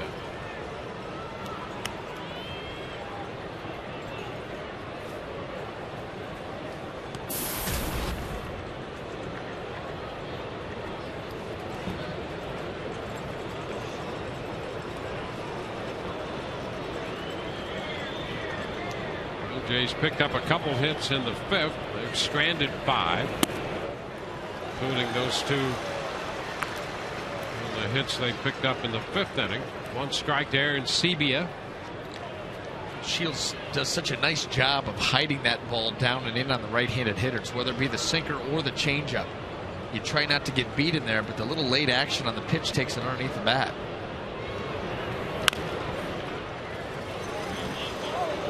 Fouls that one. Not much else to do with it. Well, and that's the thing. This is where it comes down to execution. You know, if that pitch leaks out over the plate, Arancibia can hurt him. If James gets the ball to that spot that he wants it, like you said, what else can you do? You either take it for maybe a called strike on the inside corner, or you get the barrel to it, and you can't keep it fair.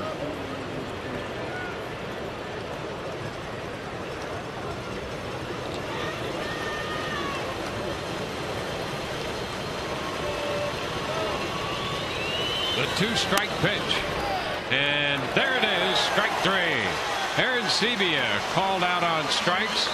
And that's strikeout number 200 on the year for James Shields. So Shields back-to-back in the 200 strikeout department. Last year, 225, and this year, that's number 200. Well, and a changeup. Not exactly where he wanted it, but Arancibia fooled on the arm speed, and he gets it. I'll tell you what, how good has he been? Basically since the trading deadline. July 31st is what he really kicked it into another gear. He's just been outstanding. First pitch to Kelly Johnson inside. He got Johnson swinging on a changeup back in the fourth after Johnson singled his first time.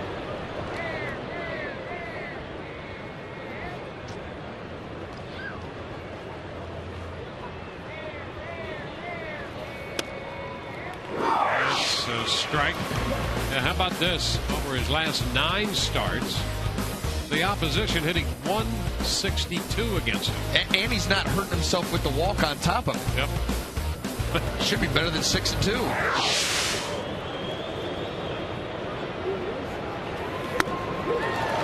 Long swing and a miss. It's 1-2. Well, last year it was like that for a good part of the year as well. He won 16 games. He was 16-12 and easily could have won 22, 24 games last year with consistent run support.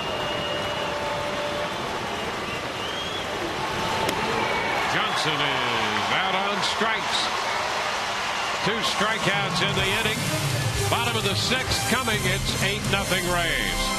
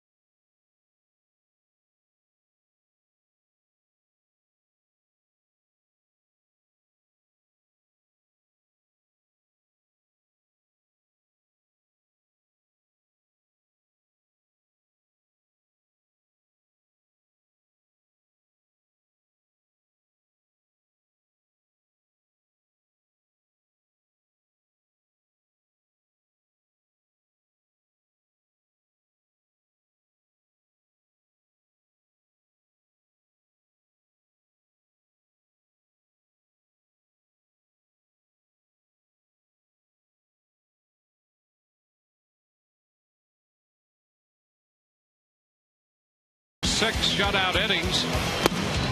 Gives him over 200 strikeouts for the year. The first Rays pitcher to have consecutive 200-plus strikeout seasons, and he's gotten support.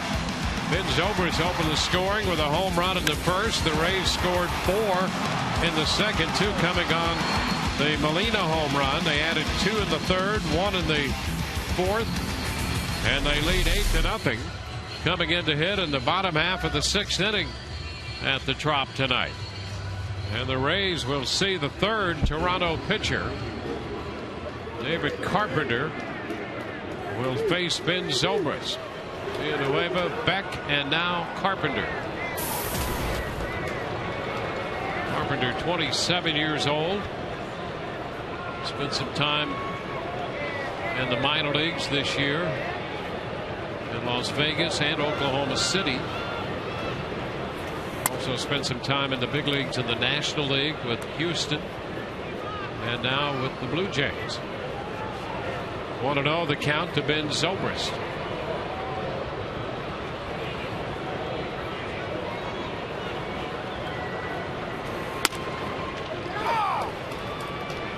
One ball, one strike. Fastball at 94. He was in 30 games with Houston with a .607 earned run average, 0-2 there.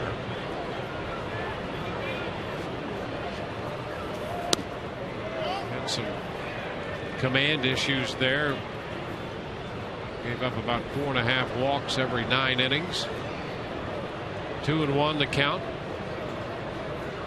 And that usually is the case when you see a pitcher like this that has an arm as good as his that doesn't stick. Command issues. And he's behind Zobrist, 3-1.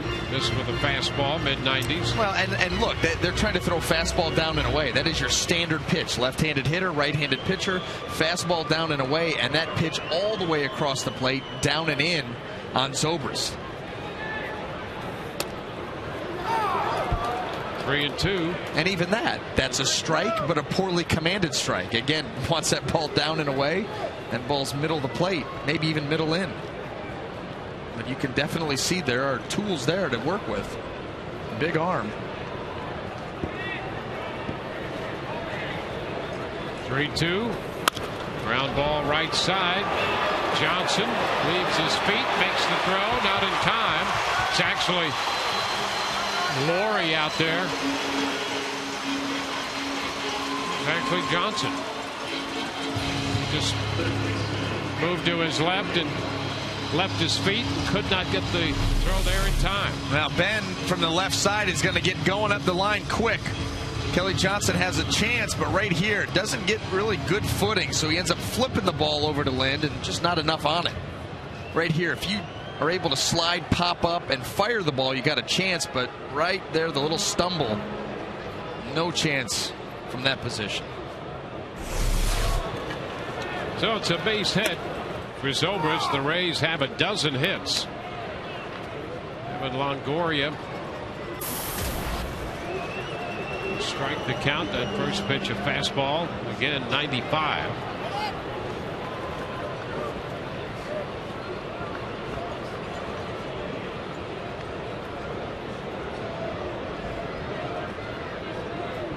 Evan 2 for 3 tonight. Grounded into a double play as last time. He opened the 3rd inning with a base hit and scored the first of 2 Rays runs in that inning. Count is 1-1.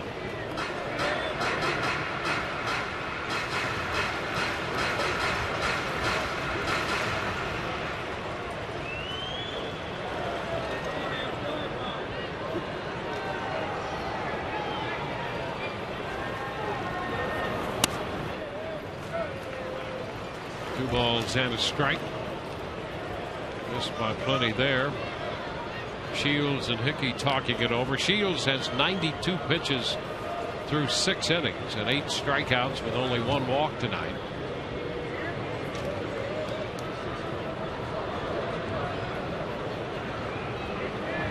Now the 2-1. That's fair by the bag and up the left field line. Zobrist heads for 3rd. Foley will stop him. Longoria is in at 2nd with a double. So the Rays greet Carpenter with a base hit and a 2-base hit, and they have another threat.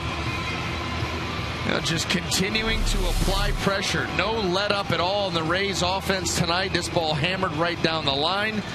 Evan Longoria with his 3rd hit. And they just keep it going.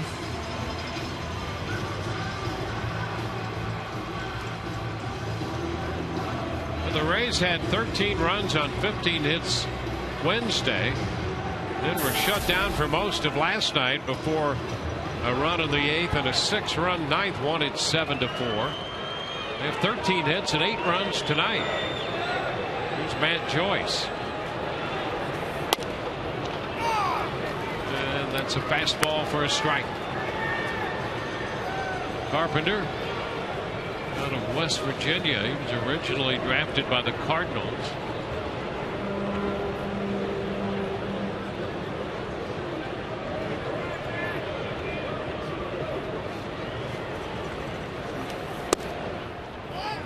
Pitch is down. He played baseball at West Virginia University, also known as the University of West Virginia. Either or. 1-1 to count. Bouncing ball right side. That's going to get a run home. Zobrist crosses the plate. Longoria advances to third. Joyce picks up a run, batted in, and the Rays now have 9 runs. At least one off each pitcher. Yeah, nobody able to escape unscathed. Now, you know what? They're doing their job. You've got some pitchers that have been out there tonight struggling with command. And when you allow them to get away with that, let them off the hook, that gets extremely frustrating, but not tonight.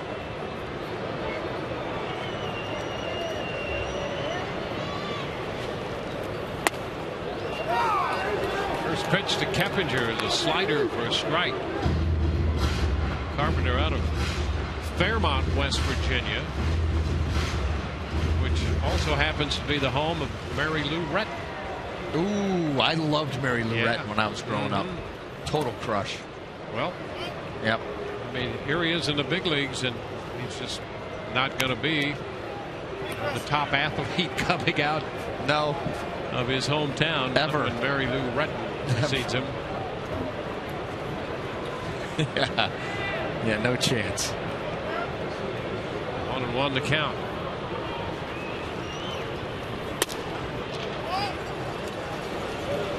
Two balls and a strike. So Zobrist has scored the run. Longoria's at third. Keppinger's 3 for 3 tonight.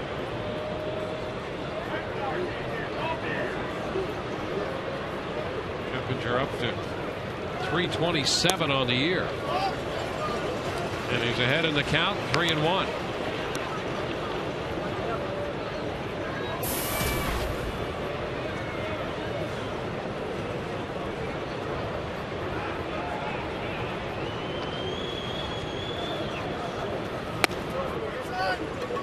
Ball 4.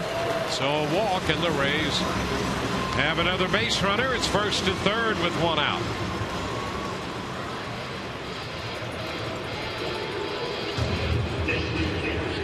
And Luke Scott comes up again with men on base. He walked and scored in the second, doubled home 2 in the third, grounded out to second in the 4th inning. Now Laurie moves in to play short right field. They put an exaggerated shift on here with Echeverria shaded toward the middle.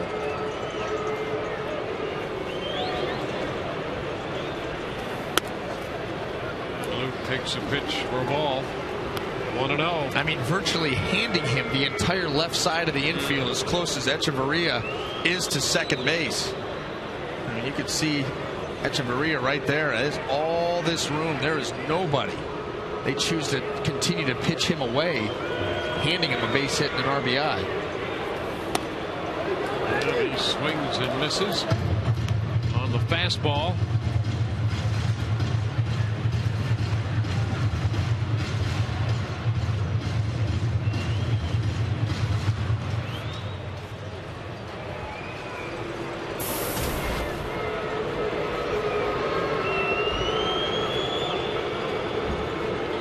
He's done it before. 1-1. A strike.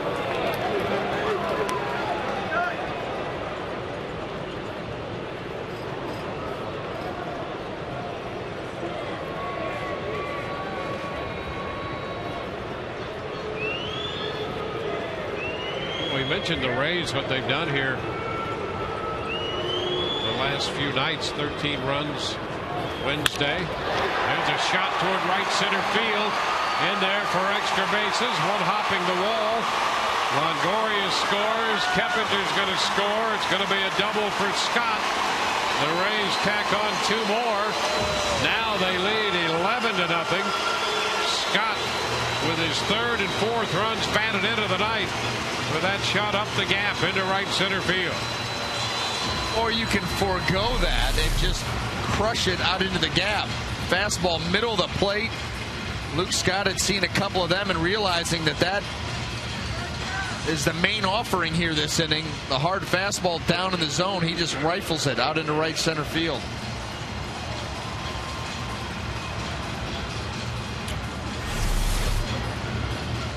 So Luke Scott tacks on a couple more. 3 runs here in the 6th. Gives Luke 54 runs batted in for the year. And here's Pena. Yeah, the Rays with this stretch now, 13 runs Wednesday, 7 runs last night. They have 11 tonight. And we have not seen this out of the Rays offense in a while. Base hit the other way by Pena. Scott will be held at third. So Pena collects his second hit, shooting it through the left side. That's 4 hits in this inning, and the threat continues. Last time the Rays scored 7+ runs in 3 consecutive games at the Trop. You've got to go back to game 162 against the Yankees when they scored 8, and then the first 2 games of this year against the Yankees when they scored 7 and 8. And so they've had the last 3 games here an explosion of 13-7, and so far 11 tonight. Jose Molina takes the pitch for a strike. Molina 2 out of 3. He's homered and doubled.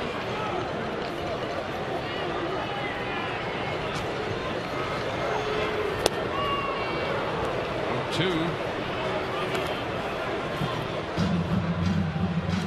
11 runs, 15 hits, and Aaron Loop is up in the bullpen for Toronto.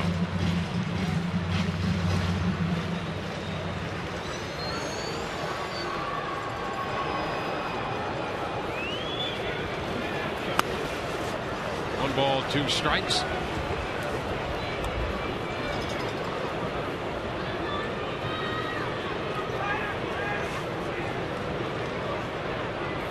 Home run for Molina in the 2nd inning was his 7th of the year. Ground ball right side. Lynn down to second. Echeverria gathers it in for the out, but cannot make a throw back. And with that, Scott crosses the plate, and the Rays pick up another run to make it 12-0, an even dozen. Now everything off a little bit here.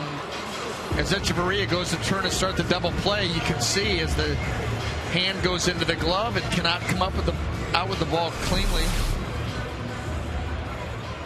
It's been one of those nights for the Toronto Blue Jays all around.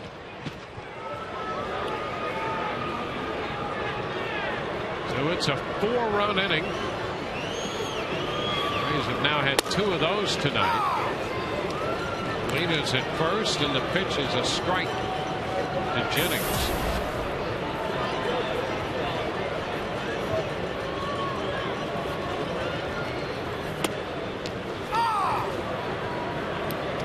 Two strikes.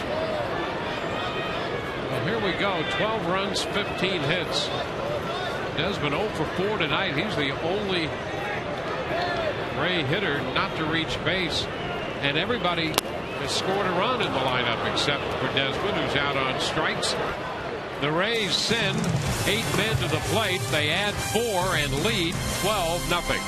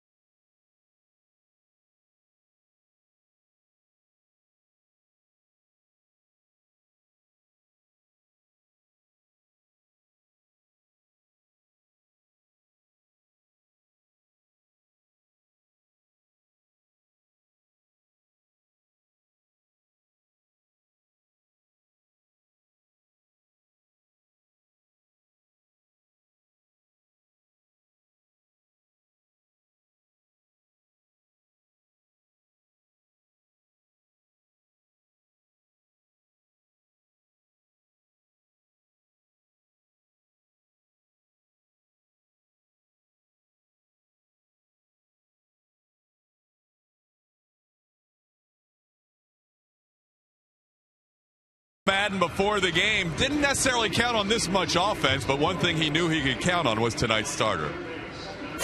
Hey, Shields, he's pitching at a very high level right now. I feel really good about him going out there tonight. I know he's absolutely ready for this moment.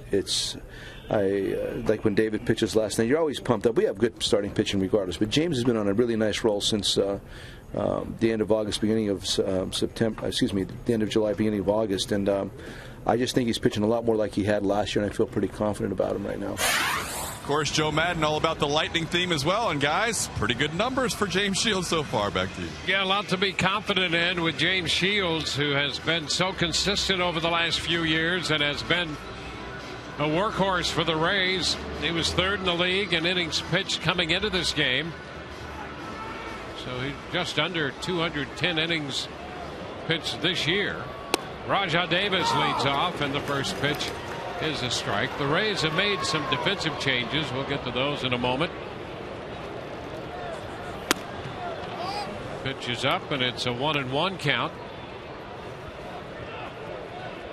Ryan Roberts has taken over at second base. The Rays have also made a change at third. The pitch fouled back. Reed Brignac is in there at third, replacing Longoria. And an outfield change as well in center field. Rich Thompson in the place of Upton. 1-2 the count to Davis. And a liner into center. Thompson cutting to his right to play it on one hop. It's the sixth hit allowed by Shields. And it brings up Adeiny Echeverria. Echeverria, 1 out of 2.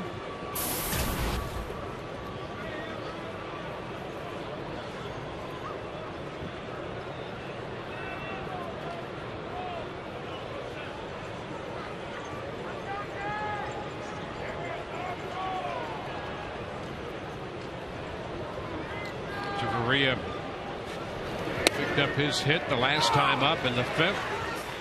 Shields throws him a strike.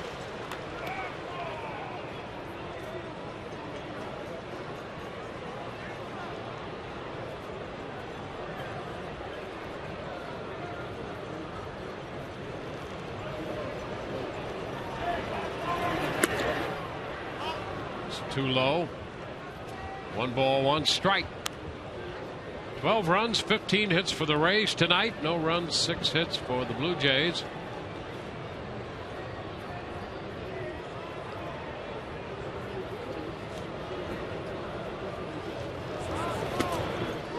Echeverria is behind in the count. 1-2.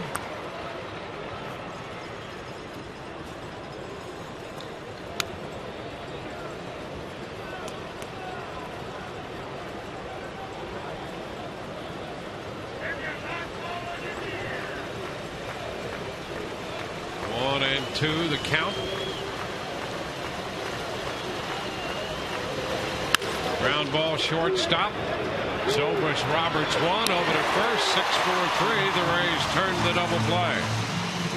Well, nice job all around there by the Rays. James Shields making the pitch. It was a front door cutter. And then Zobrist at short over to Ryan Roberts. Just got into the ball game. A nice turn. Well, his 100th pitch of the night resulted in a double play ball. Now the bases are empty.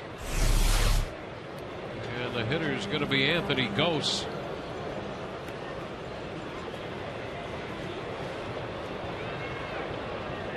Gose is 0 for 2. First pitch is outside. 1 ball, no strikes.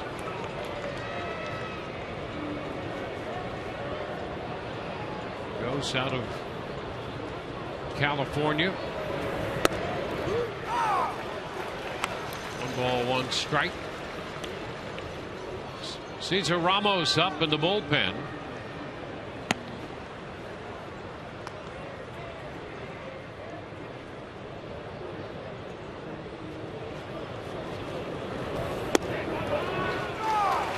It's 1-2. Royals, originally drafted by the Phillies and eventually traded to Houston. Part of the Roy Oswalt deal at the time. 2 balls and 2 strikes. And then he wound up with the Blue Jays in a trade with Houston that involved Brett Wallace.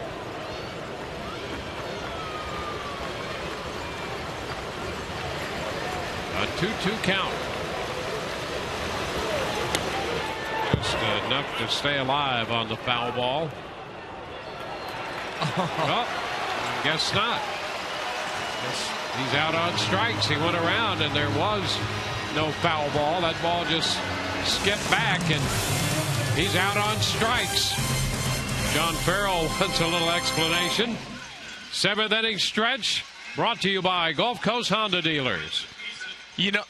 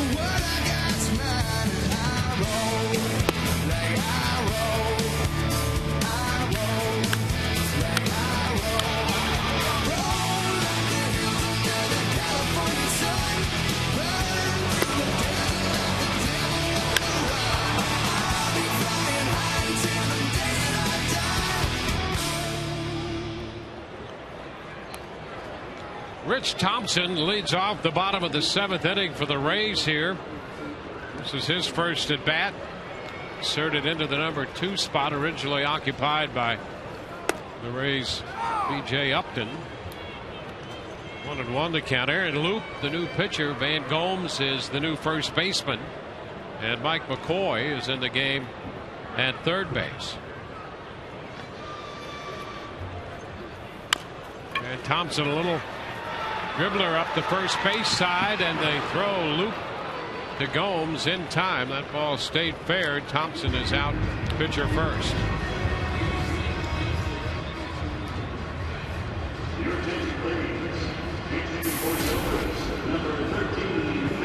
Numbers on the left-hander Loop.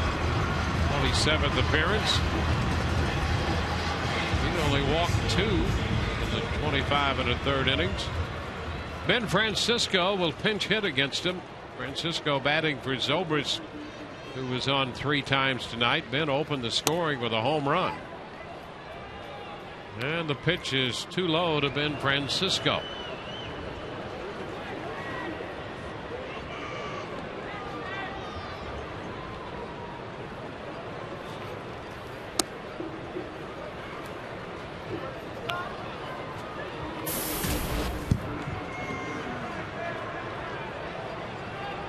Rays have 12 runs. They've scored in every inning except the 5th.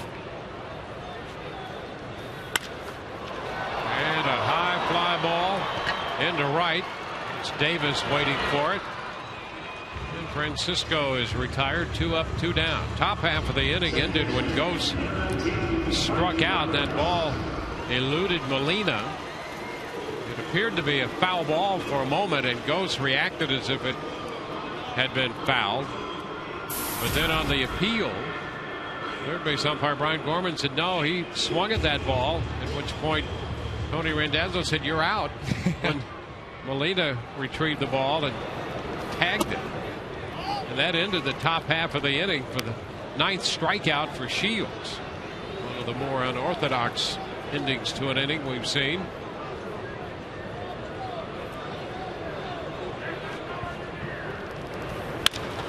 There's a liner up the left side. Roberts around first on his way to second with a 2-base hit. Roberts hitting in the spot vacated by Longoria, and he doubles. So the Rays have a scoring threat with 2 outs in the 7th. Rays got 4 runs, 4 hits off Carpenter. It's the first hit off Luke. And Matt Joyce will now hit against the lefty.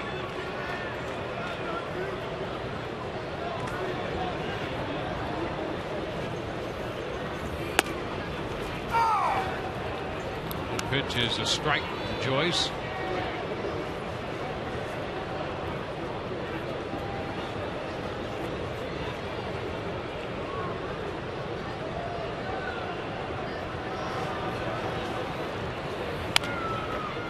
Well, you can see where Luke might be a challenge to a left-handed hitter the way he drops down. Yeah, low arm angle, and he's crossfire. He starts to drift and step over towards the Rays dugout there on the first base side, and then fires that ball back across with some sweeping action. It's not a fun at bat for a left-handed hitter. Yeah, his delivery is almost a pickoff move to first. That's about right. Gotcha. 1 ball, 2 strikes. You should have a pretty good pickoff move. You got to move that a couple of inches.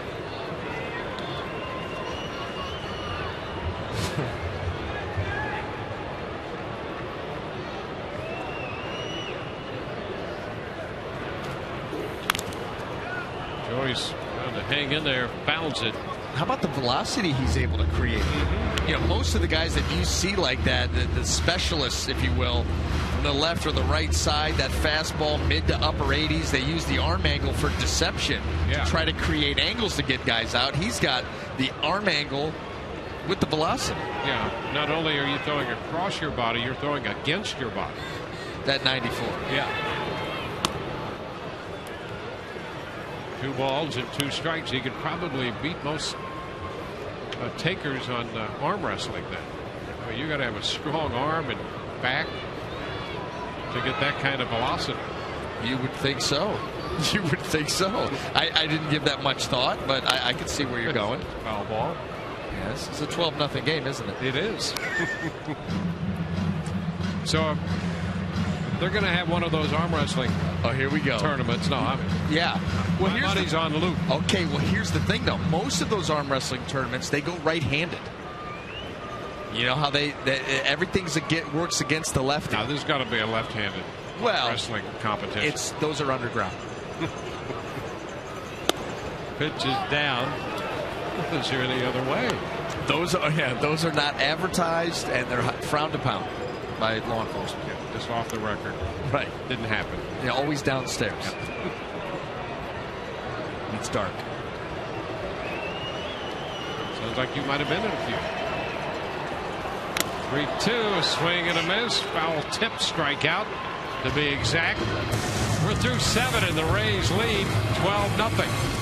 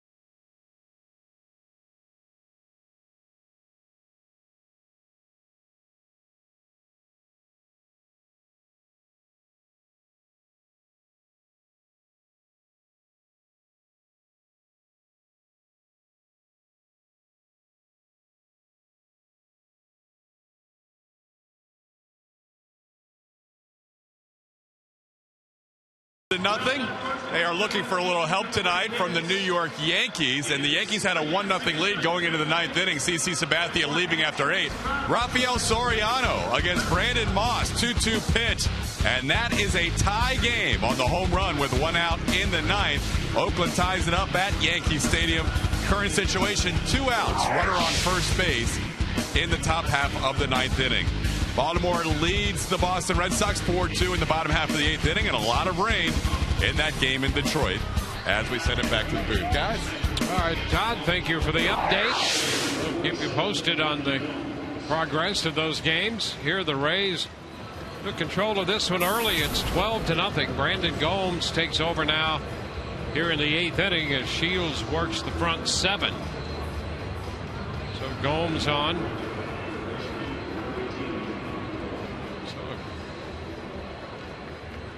New battery for the Rays. Gomes on the hill, and Stephen Vogt is the catcher.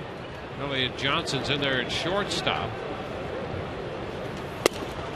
And the first pitch, McCoy takes a strike. And Francisco stays on and plays left field. McCoy out of the leadoff spot now. His first plate appearance tonight. 1-1. Got to really tip your hat to the job that James Shields did tonight. Just continued to plow away. Had to sit for some long innings, multiple in a row, and just continued to go out, make pitches, get outs, throw up zeros. Well, he was in pursuit of his 15th win. The Rays have supported him to the tune of 12 runs and 16 hits. He had 9 strikeouts tonight. The 1-2 from Gomes to McCoy, and he's out on strikes. So 10 strikeouts for the Rays staff. Play here in the 8th. I just thought, I don't know, I just had an out of body. I thought with the cheer that the Rays just clinched a playoff berth, but instead it's just pizza. 10 strikeouts. Well, they've established the American League all-time strikeout total tonight, and now with double figures they'll celebrate with some pizza. Rasmus swings and misses, strike 1.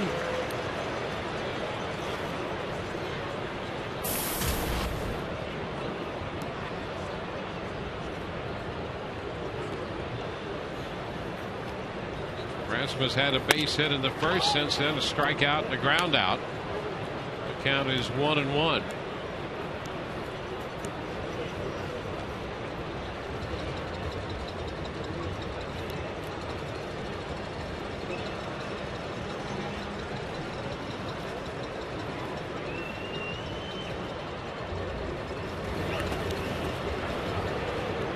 Two and one.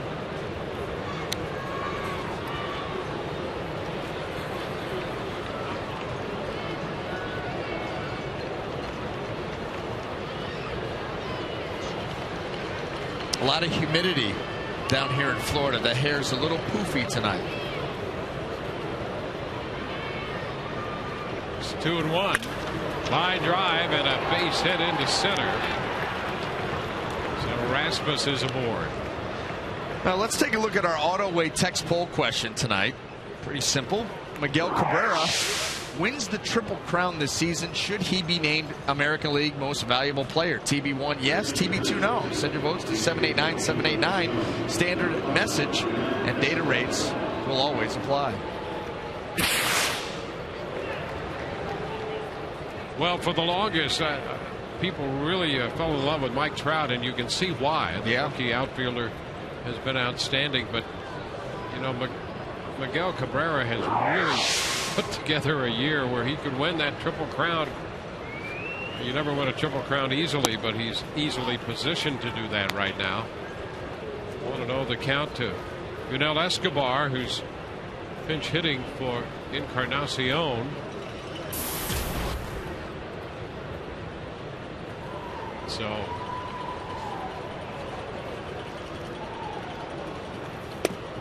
pitch, strike. 1-1.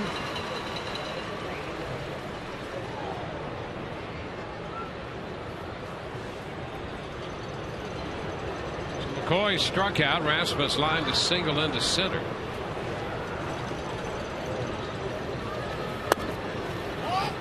Pitch is down. Brandon Gomes in relief of Shields.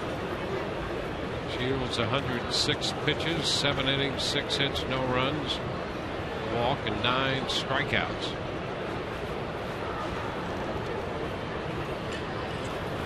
Two-one ground ball. That's going to go through the left side. So Rasmus advances to second, and Escobar comes off the bench and delivers a pinch hit.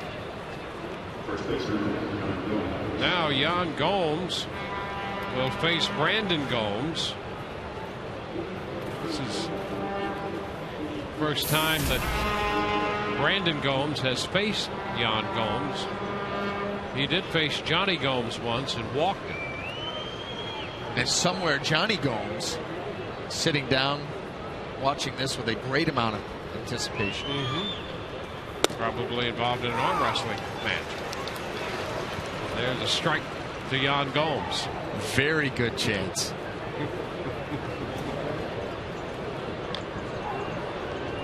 Yeah. He was in the lineup tonight against the Yankees. That's all right. You'll find somebody in New York to arm wrestle with. Line drive up the left field side. Rasmus on his way to the plate. Francisco digs it out. Escobar goes to third on the double by Yan Gomes, and that makes it 12-1.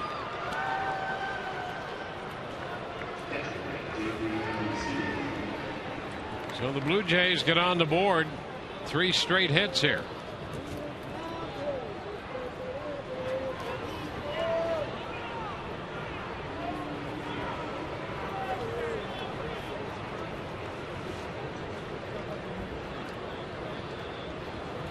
J.P. Arancibia. Strike one. Little slider moved away from him.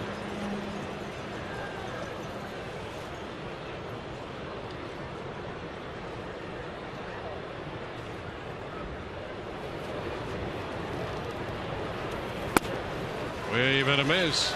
Slider again. A little more pronounced with that one.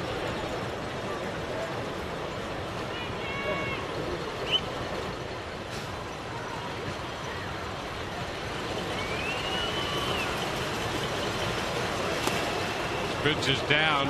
1 ball, 2 strikes.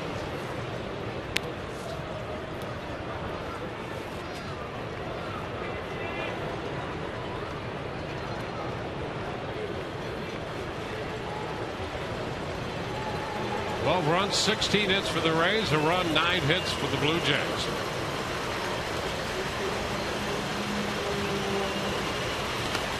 Into the dirt, blocked by Stephen Vogt. Vogt taking over behind the plate from Molina with Gomes on the mound.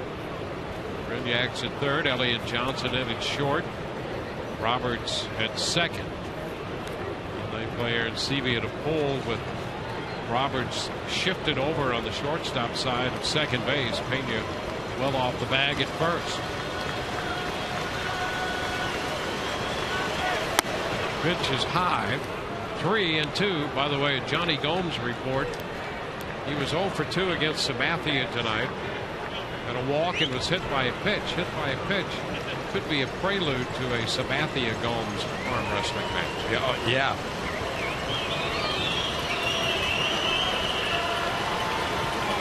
3-2. Pop up right side foul. Pena after it, backing up, and he's got it for out number 2. 2 outs. Runners still at second and third. The hitter is going to be Kelly Johnson.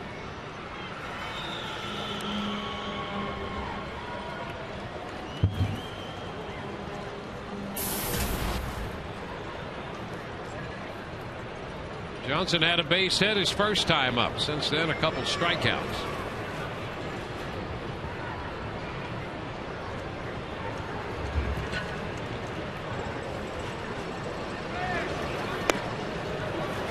Pitch breaks in there for a strike.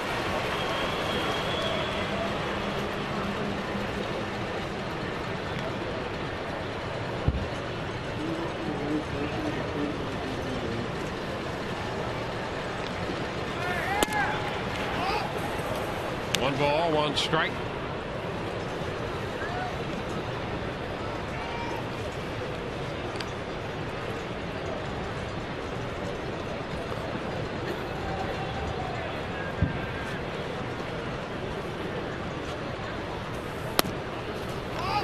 Now 2-1. Dane De La Rosa up in the bullpen.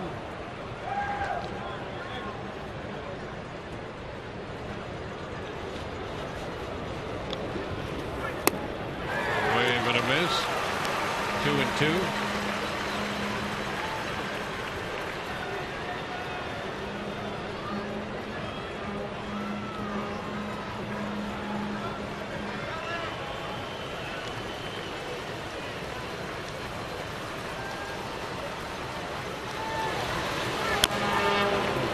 Foul. Rays with a couple 4-run innings. They've scored in 5 of the 7 innings and hits in every inning. And here in the 8th, the Blue Jays have put up their first run of the night.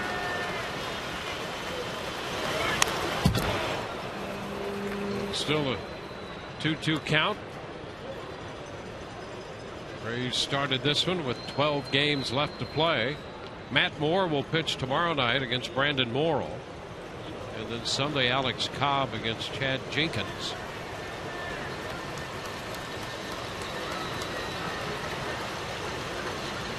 Two to Johnson. Extends the at bat with a foul ball. Matt Moore will be after his 11th win tomorrow night. And as we know, Brandon Morrill can be tough to deal with. We'll be with you at 6:30 with our pregame coverage on Sun Sports. Oh, Matt Moore will be, you can imagine that he is anxious to get out onto that mound. You know, he had 2 starts on that last road trip. Did not make it through 5 in either one. I think the first one was 4. Well, that's the question tomorrow on the pregame. There you go. Brought to you by your Gulf Coast Honda dealers, and that's it. Can Matt Moore rebound? Had a rough road trip last time out. Anxious to get back out there. We'll talk about the Rays strikeout record and how that's helped him out this year, and I'll break something down for you. 2-2, a high fly ball down the line, back toward the corner. Joyce running all the way to the wall for this one and makes the catch, retiring the side.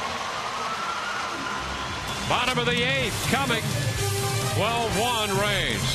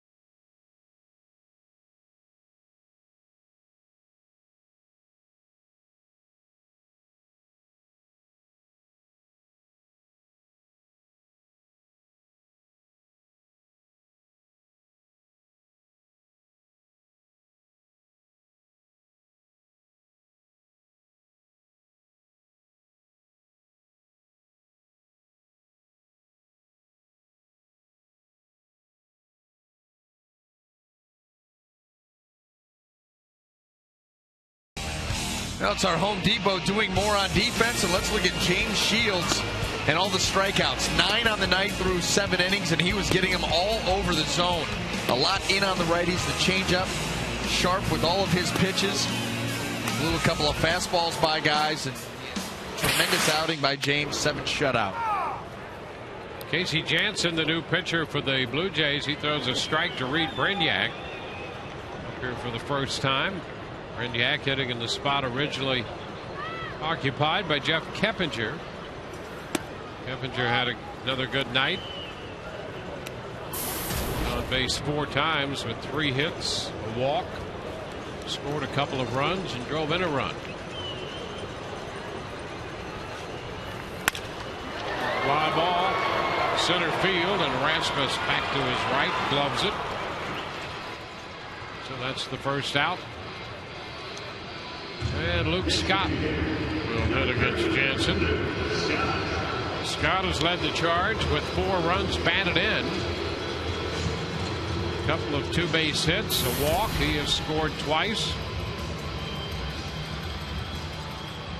Rays scored early and often and have a 12-1 lead.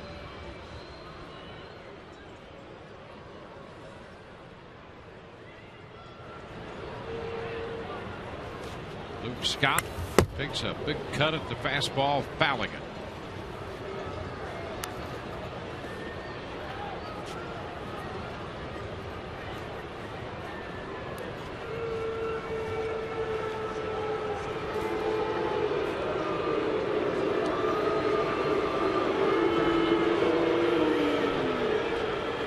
The 0-1. Tapper foul. Breaking ball.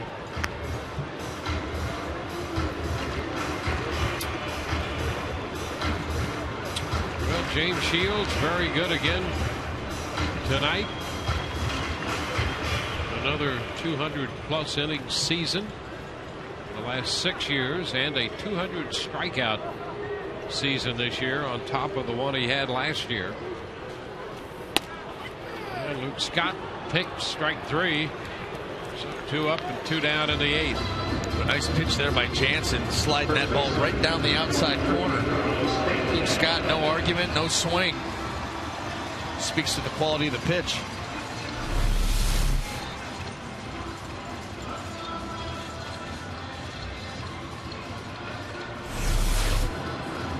Now Carlos Pena, who is 2 for 4.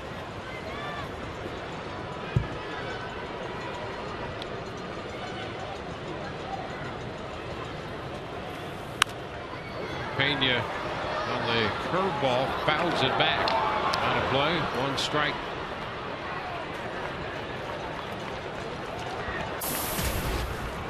Pena at 199 this time in.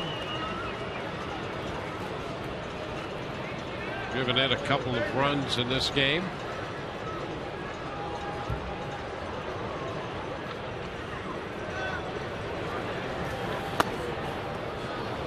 Nothing in 2. The curveball.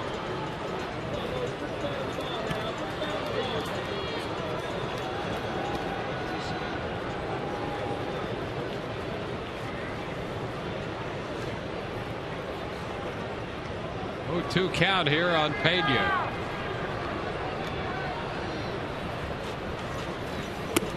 Carlos out on strikes.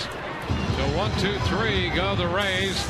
We're headed into the 9th. It's 12-1 Tampa Bay.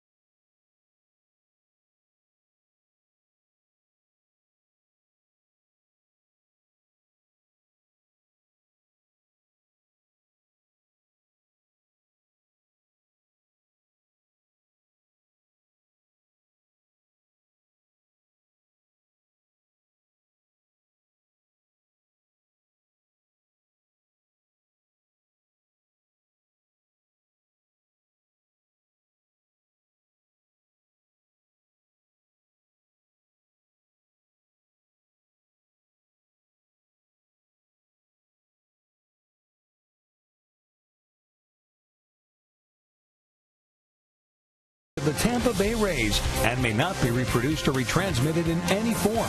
And the accounts and descriptions of this game may not be disseminated without the express written consent of the Tampa Bay Rays.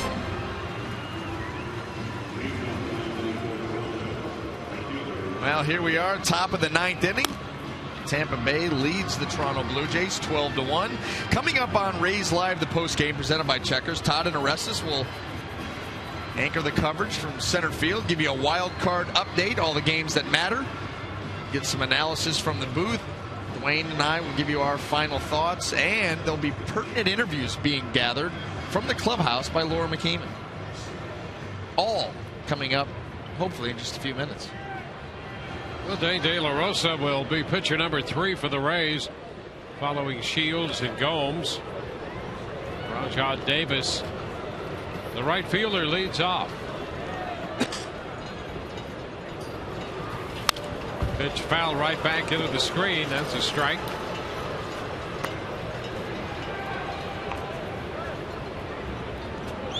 Shields for 7 and 9 strikeouts. Gomes had a strikeout in the inning he pitched.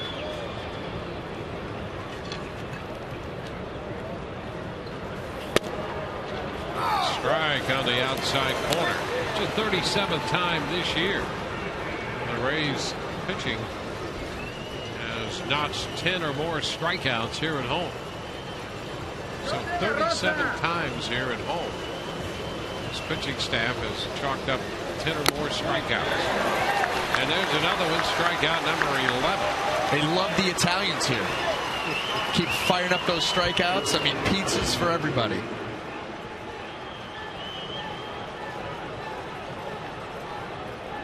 You know, they should do the promo next year where 10 strikeouts get you the pizza, and then every strikeout thereafter is another topping. Yeah. Yeah. You're just a natural-born marketeer. I didn't go to 2.5 years of school for nothing.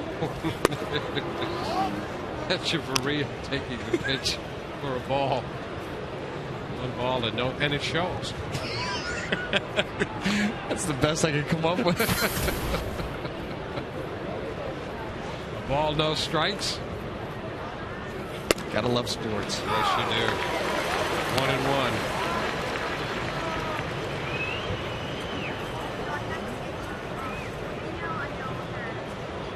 De La Rosa pitched an inning Wednesday. The Rays knocked off Boston 13-3 in this 12-1 game tonight. A little tap. Brignac at third, throws him out. 2 up, 2 down. That was a nice play by Reed Brignac. He's fielding that ball and throwing it all in one motion. And that's what he brings. Doesn't matter third, short. He can handle the glove. Watch this. Knows he's got some speed to work with. Field throw. Well, that's beautiful. Yeah, Rays have to figure out a way to get him a little more offense. That's right. And get him a little more time, because he does that at short, third, wherever. Yeah, that's exactly right. You'd love to have that out in the field behind you.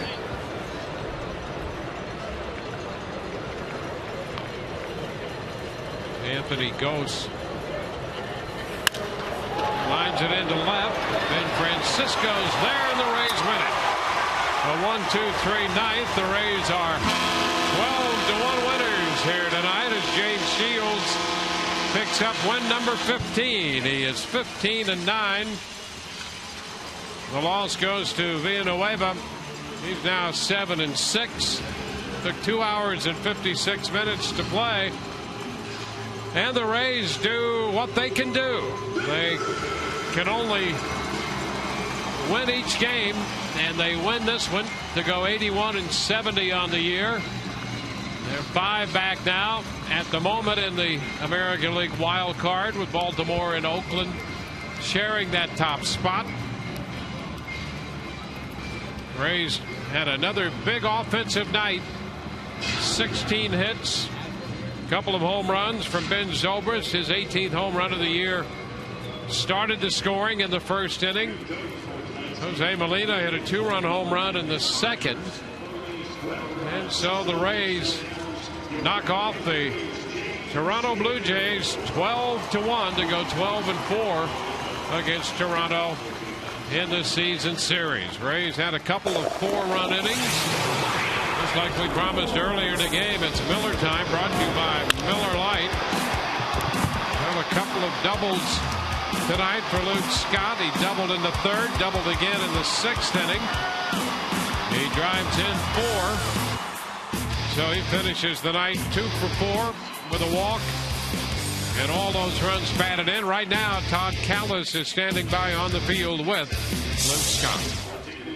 Thank you, Dwayne. 12 runs, as you mentioned, 4 of those driven in by Luke Scott. And Luke, it looked like the last couple of days you've been feeling really comfortable at the plate. That opposite field double yesterday didn't seem to carry over today. Yeah, I've been able to get some consistent at bats back to back and play every day. And it's paying off. I'm able to get a better rhythm up there, and just trying to help the team win, do the best we can. Has that been a little frustrating, obviously, with the injuries and situations now where you haven't had a chance to get in that rhythm, especially in the second half? Yeah, it's been frustrating, but at the same time, I've been preparing the best I can and doing what I can do, and the rest is just the opportunity. So, whenever I'm called upon to play, and I'll be ready. It's obviously, it feels better when you're winning. The first 2 games didn't seem like there was a lot of energy. And then the last few nights, maybe because the team felt like, hey, we've got nothing to lose, it seems like it's been a looser group. Is that something you've noticed? Yeah, we've been playing a lot looser. We've been playing to win instead of trying not to lose. And, I believe that, the good Lord is starting to answer some prayers. For you, on base, I thought you had a really good read on the Pena triple. You got a good jump there. And then when you were at the plate, Keppinger got a really jump on your ball. Is that important as base runners that, you're always trying to get the best read possible to help out the guy at the plate? Absolutely. First of all, it's an RBI for your teammate and a run scored for the boys. And if you can get that read and make sure that you get out there and the ball hitting the gap, you can get all the way to second base. And if the guy catches it, you can also turn around and get back. But it's real big if you can get past second base and then turn it on and get a run for the team. I know you and Carlos are good friends. Did he say anything after you kind of allowed him to get that triple, huh? Oh yeah. I was very, very, very happy for him. He and I have gone through some real tough times this year, but we've been pulling for each other as a group and as individuals, and it's just really awesome to see fruit from our labor. Thanks for the time, Luke. Thank you. All right, guys, back to you. All right, Todd, thank you very much. Rays win strong tonight, 12-1 the final. So they're 81-70. We'll be back to wrap up our game coverage in a moment.